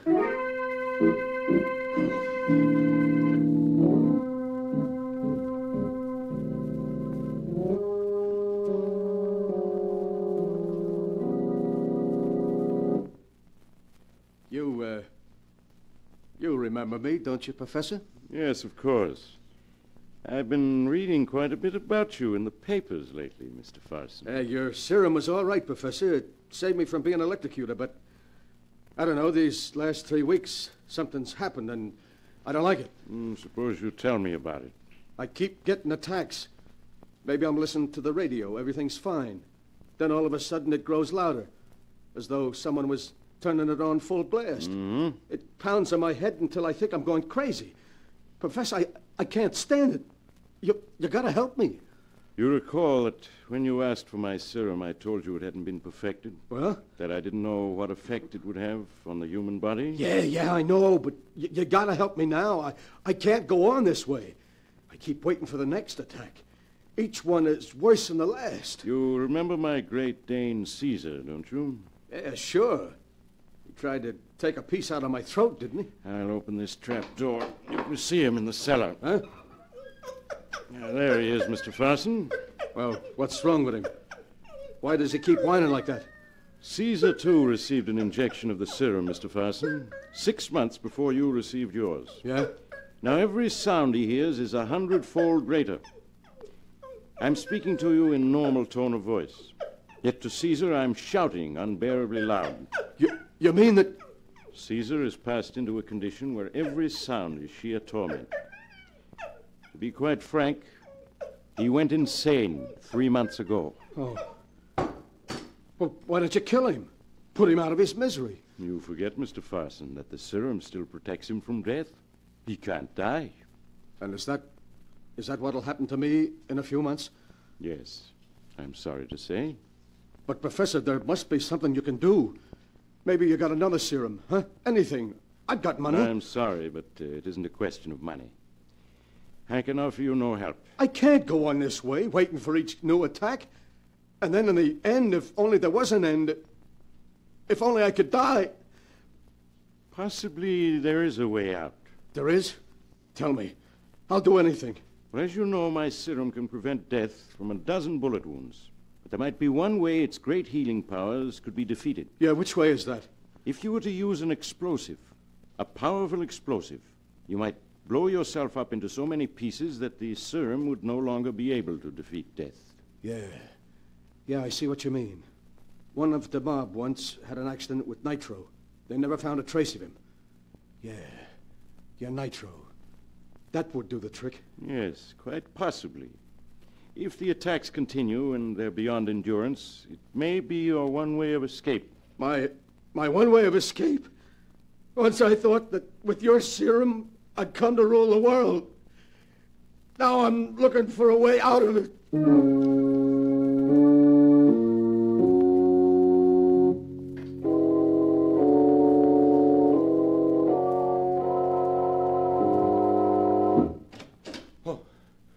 It's you, Duke.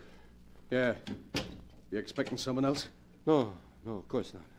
What are you so jittery about? Oh, me? Yeah. I'm okay. What'd the guy you went to see say? He can't help me. No one can. What are you gonna do, Duke? There's nothing I can do but wait. Maybe he was wrong. Maybe I won't get them attacks anymore. After all, just because it happened to the dog doesn't mean that... Hey, what's that? That steady pounding. It's growing louder and louder. Must be another attack. I can't stand it. It keeps pounding, louder and louder. Maybe it's the faucet in the kitchen. It's been leaking lately. I'll have a look at it. I can't go on this way, I tell you, I can't. It's gone now, but there'll be another attack. And then another. The faucet was leaking. I just turned it off. Was that what was troubling you, Duke? Yeah. It's no use. I can't go on this way, waiting for it to happen all the time. And then ending up like that dog. What dog? Never mind. Get out the car. We're going on a little trip. Trip? Yeah. Where to, Duke? Upstate to the old hideout. I'm going to try to take the one way out.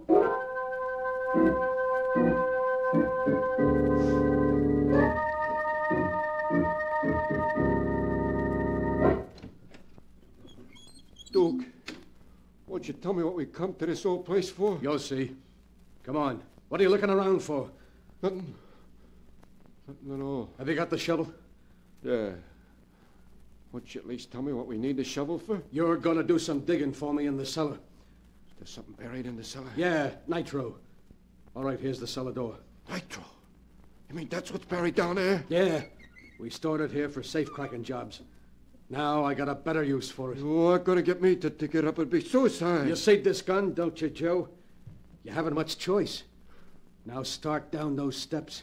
But I can't see. It's pitch dark down there. That's okay. Just feel your way down the steps. We get to the bottom, I'll light a candle. Dude, please don't make me. Keep going. Duke, that was the bottom step. What about lighting a match? Okay, just a second. I've got one here. Ready, Ross? I got his gun. I got him. Let go of me. I gotta reach that nitro. Let go. Get him, coppers. Get him or he'll blow us all Ah, up. you rat. You squealed on me. Hold that light on him, Jordan. While I slip the cuffs on him. I got him. You've got to let me get to the nitro. It's the only way I can die. He's as crazy as a loon. Yeah, a place for this guy's in a padded cell.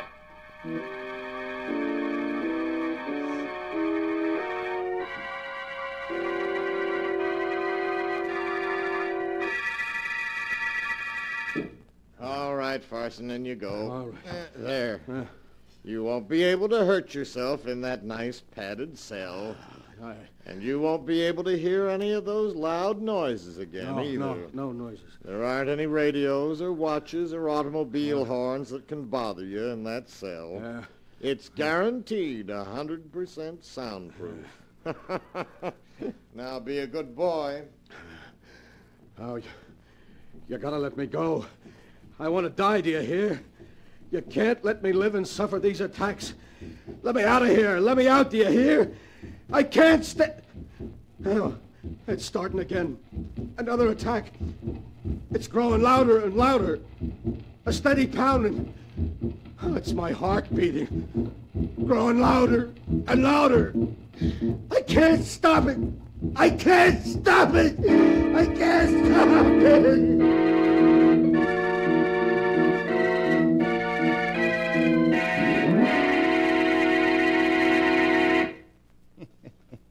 And that is the story of the King of the World, as it is written in the sealed book. Years have passed, but Duke Ferguson is still locked up in the padded cell. Day and night he begs to be executed, and yet at the same moment he knows he can't die, that the serum in his blood has given him immortality and sentenced him to a life filled with torturous sounds from which there is no escape. There is no escape. It is so written here in the sealed book.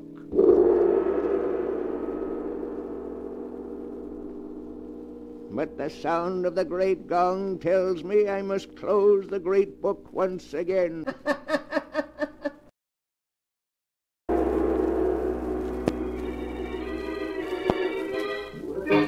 Once again, the keeper of the book.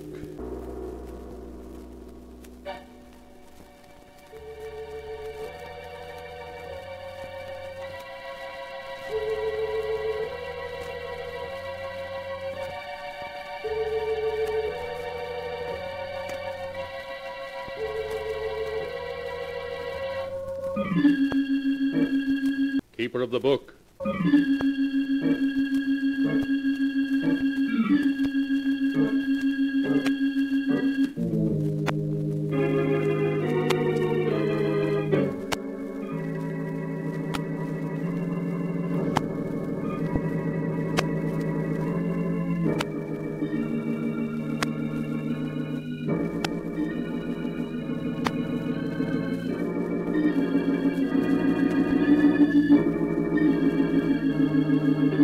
Keeper of the book.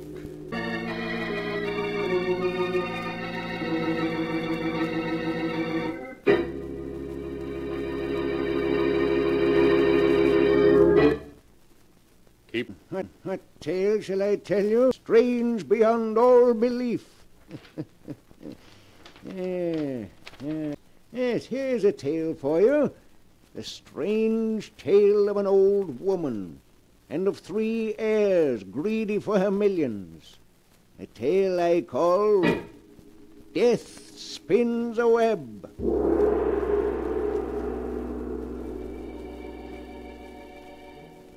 And here is the tale as it is written in the sealed book. In a great mansion far from the city, Mrs. Oliver Drake lies dying. Her door opens, and her attorney, Henry Arnold, enters. Good morning, Mrs. Drake. How do you feel today? Henry, 2 days ago, Dr. Smith told me I had 2 months to live.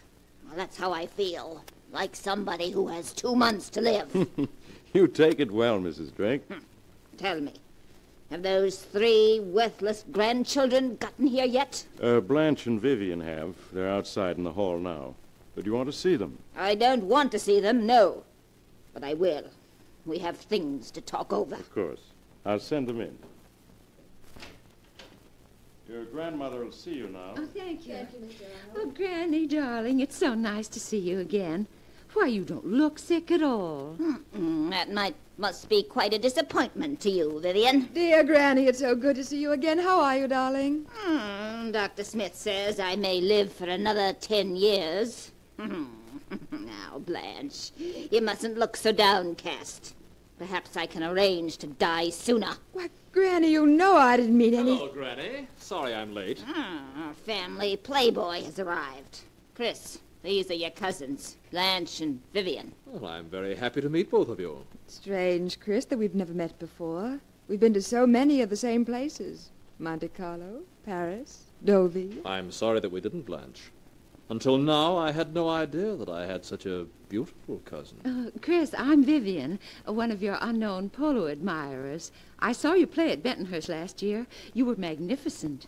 Chris is magnificent at everything that's a waste of time. By the way, Chris, whatever became of that princess you were married to? Oh, you mean Irina? We were divorced 2 months ago, Granny. Congratulations. What about you, Blanche? Are you still married to that third husband of yours? Oh, no, Granny. I got rid of him a year ago. What about you, Vivian? I'm free at the moment, darling. You know, if I were to search the entire world for the 3 most useless people, I don't think I could do better than you 3. As far as I'm concerned, you're undoubtedly right, darling. If I had my way, I'd cut you 3 vultures off without a penny and leave everything to charity. Unfortunately, under your grandfather's will, I have to divide the fortune among the 3 of you. But I'm permitted to divide it any way I see fit. But of course you're going to divide the money equally between us, aren't you, Granny? No, dear, that's just it. I'm not. What? I'm going to leave the fortune to just one of you. The other 2 will merely receive token inheritances. But why, Granny? I feel that one of you must be just a shade less useless to society than the other 2. And to that one, I intend to bequeath the fortune. I see. And have you made up your mind yet? No. Ah? I want the 3 of you to live with me for a few weeks, so that I can become better acquainted with each of you. And at the end of that time, I shall make my decision.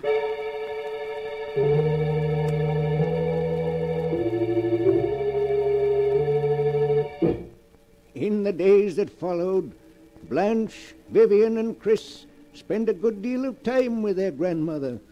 Mrs. Drake preferred to see them separately, and often, after one of the 3 had left her bedroom, there was a gleam of amusement in her eye, as though she were enjoying a private joke.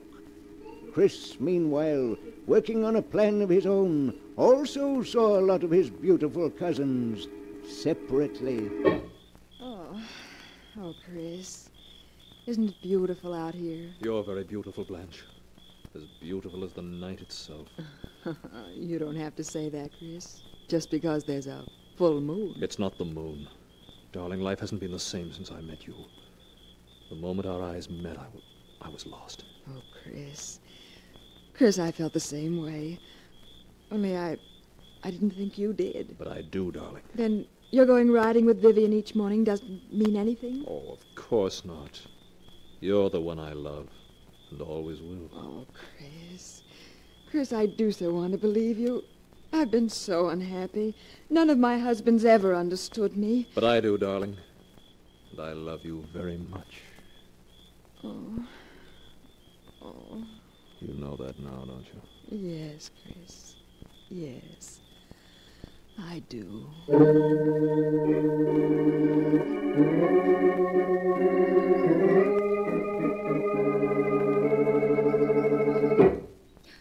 Oh, Chris, it's a wonderful morning. Oh, the air feels so clean. Oh, you look lovely, Vivian, with your cheeks so flushed and your hair windblown. Look at me, Vivian. Oh, Chris, don't. You had no right to kiss me. Let me go. Your lips say let me go, but that isn't what your eyes are saying, is it, darling? No, Chris. No, it's not. Oh, Chris, this isn't just one of your famous flirtations. No, darling. I think I fell in love with you the moment I saw you. You do care for me, don't you, Vivian? Yes, Chris. Yes, I do.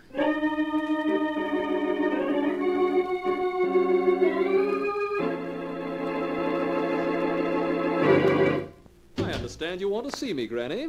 Yes. Come over here, Chris. Well, how did you make out? What do you mean? I said, how did you make out? With Vivian, of course. So you know that I was out riding with Vivian. I know everything that goes on in this house.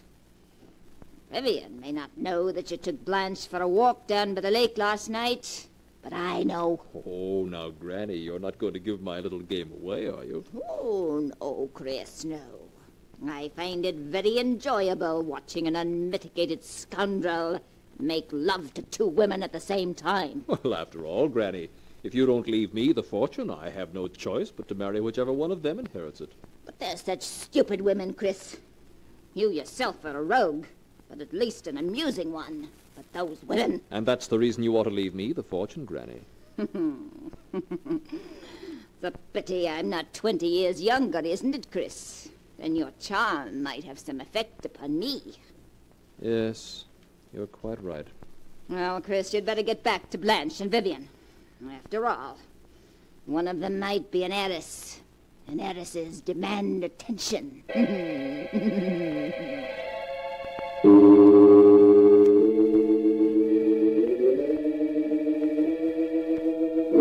A week passed, a week in which Chris found it more and more difficult to play his little game. Blanche and Vivian stopped speaking to each other, and it became steadily harder for him to convince each of them that he had no interest in the other.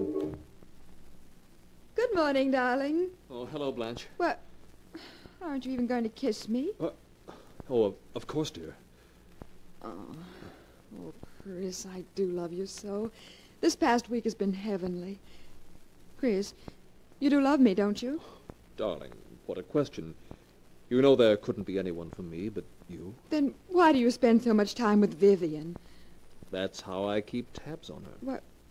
Well, what do you mean? Blanche, Vivian is cheating in an effort to get Granny's fortune. Cheating? How? The three of us agreed not to go see Granny unless she sent for us. Yes? Well, Vivian has already broken that agreement. Several times she sneaked into Granny's bedroom to try to influence the old lady in her favor. What? Why, that dirty double-crossing, two-timing... Chris, do you think Vivian's getting anywhere? Well, when Granny sent for me last night, she more or less hinted that it would be Vivian who would inherit the fortune. But, Chris, how can you take it so calmly? We've got to do something. Please, darling, let me handle this. But I have a plan to take care of Vivian, and to take care of her very effectively.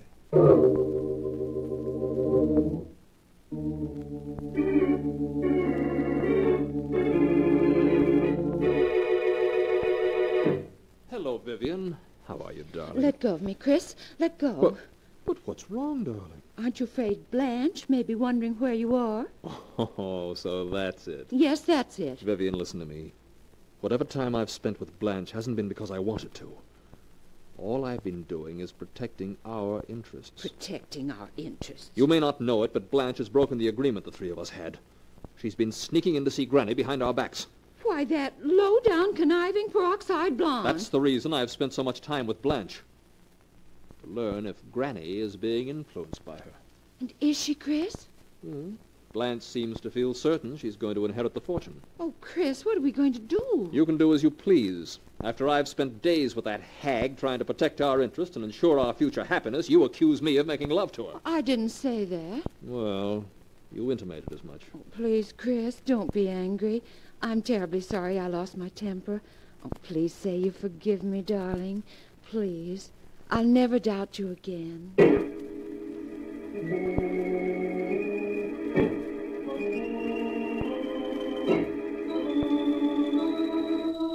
A few days later, after a particularly severe heart attack, Mrs. Drake sent for her 3 grandchildren. I suppose you're wondering why I sent for you, aren't you? Naturally. Frankly, yes, Granny, darling. In the 2 weeks that you've been living with me, I've come to the conclusion that you 3 are the shallowest and most useless people alive. Why, Granny? If I could, I'd leave the entire fortune to charity. But the will of your grandfather provides that the fortune is to be divided among you. I want you to know that I've finally made my choice. You have? And who's the lucky one among us, Granny? My attorney, Mr. Arnold, is coming from the city the day after tomorrow to draw up my will. When I'm dead, he'll reveal to you who the fortune goes to. Until then, you'll just have to be patient and try to guess.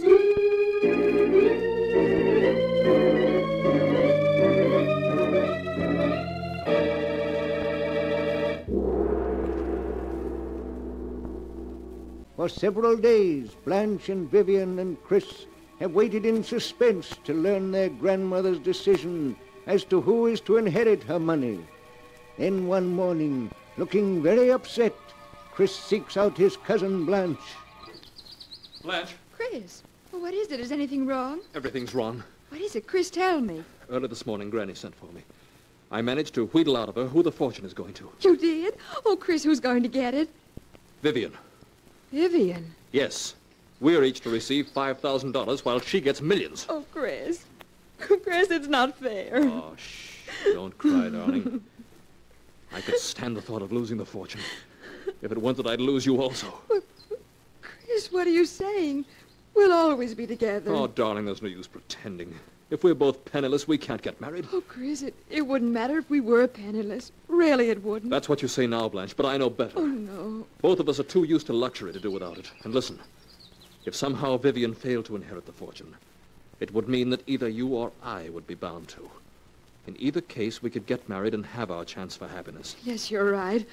Oh, I hate her. I hate her. Darling, if we want our happiness, we've got to fight for it. Chris, what are you talking about?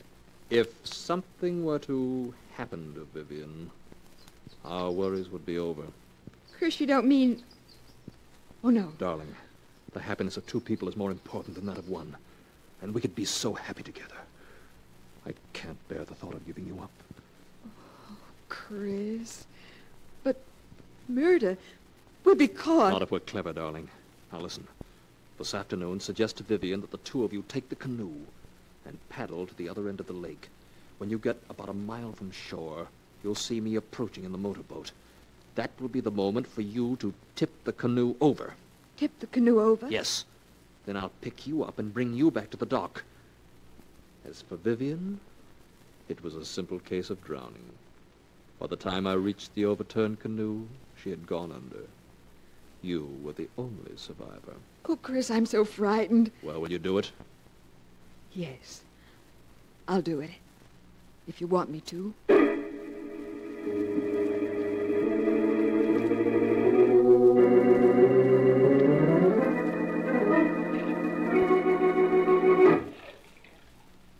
Are you tired paddling, Blanche? No, Vivian. Oh, the lake is certainly deserted today, isn't it? It always is this time of the year. Ooh, but that water's cold. Oh, I hear a motorboat.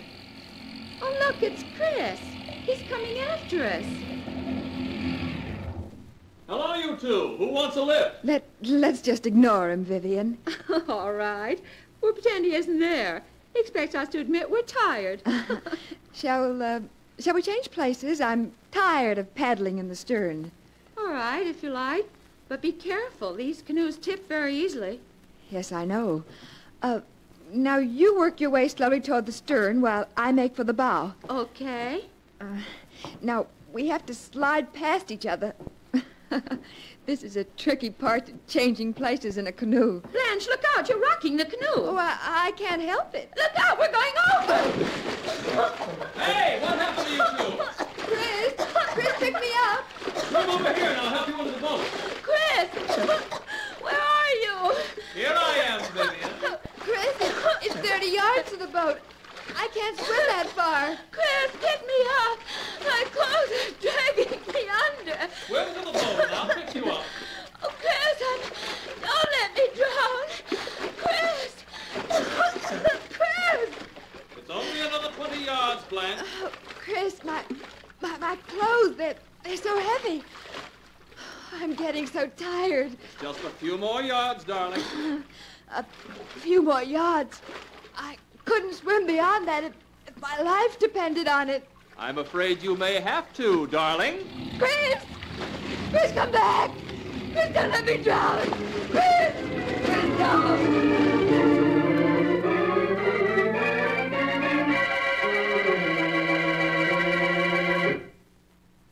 Hello, Granny.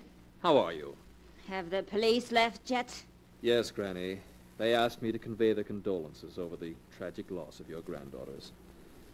Oh, it was just one of those unfortunate accidents. Yes, wasn't it?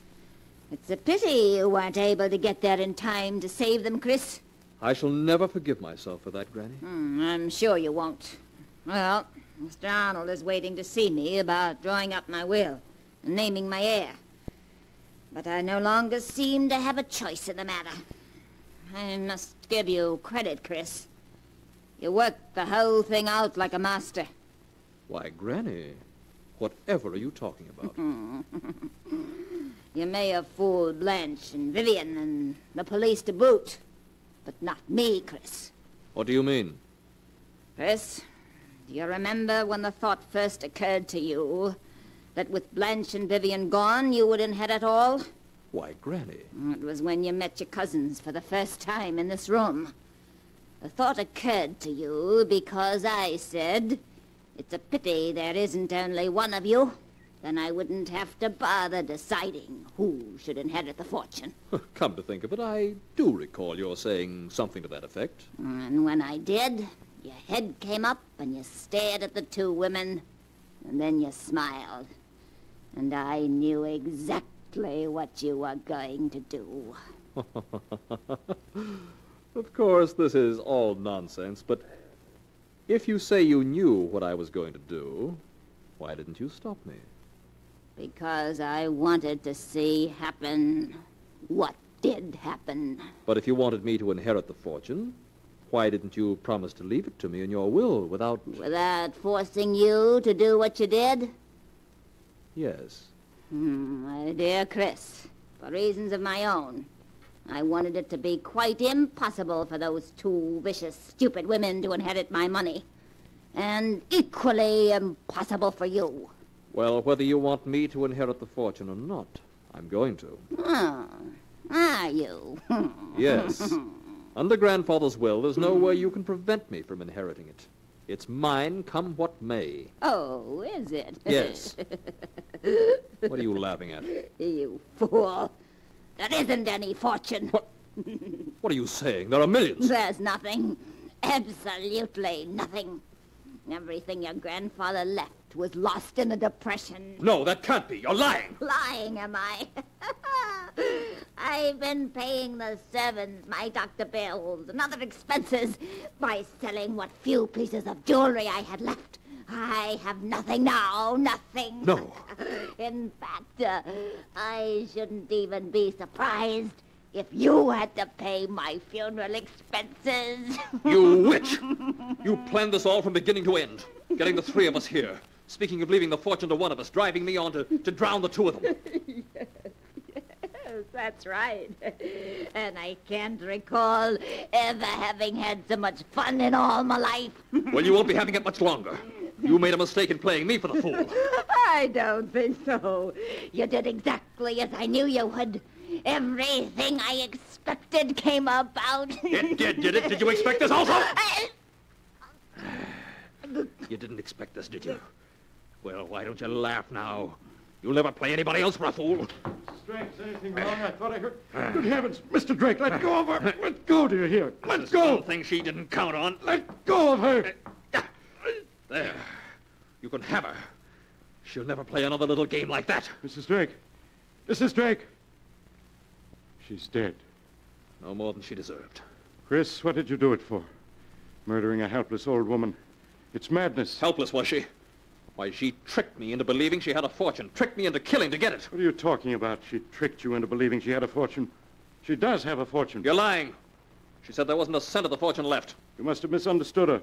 She's worth at least $8 million. And with the death of your cousins, you were the sole heir to it. $8 million? But, Chris, no matter what you do now, that fortune can never be yours. I saw you kill your grandmother, and under the law, no murderer can inherit anything from his victim. Then she planned this, too. She always said she didn't want me to have her money. And she fixed it way so it would all go to charity. But I'll show her. I'll show her. It's mine, do you hear? Mine, mine, mine!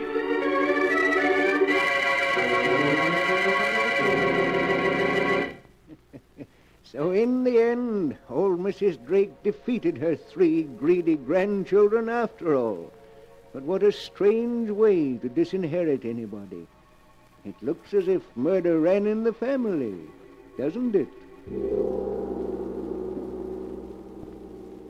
But the sound of the great gong tells me it's time to close the sealed book again. One moment, Keeper of the Book. What story will you tell us next time? Next time? Would you prefer a murder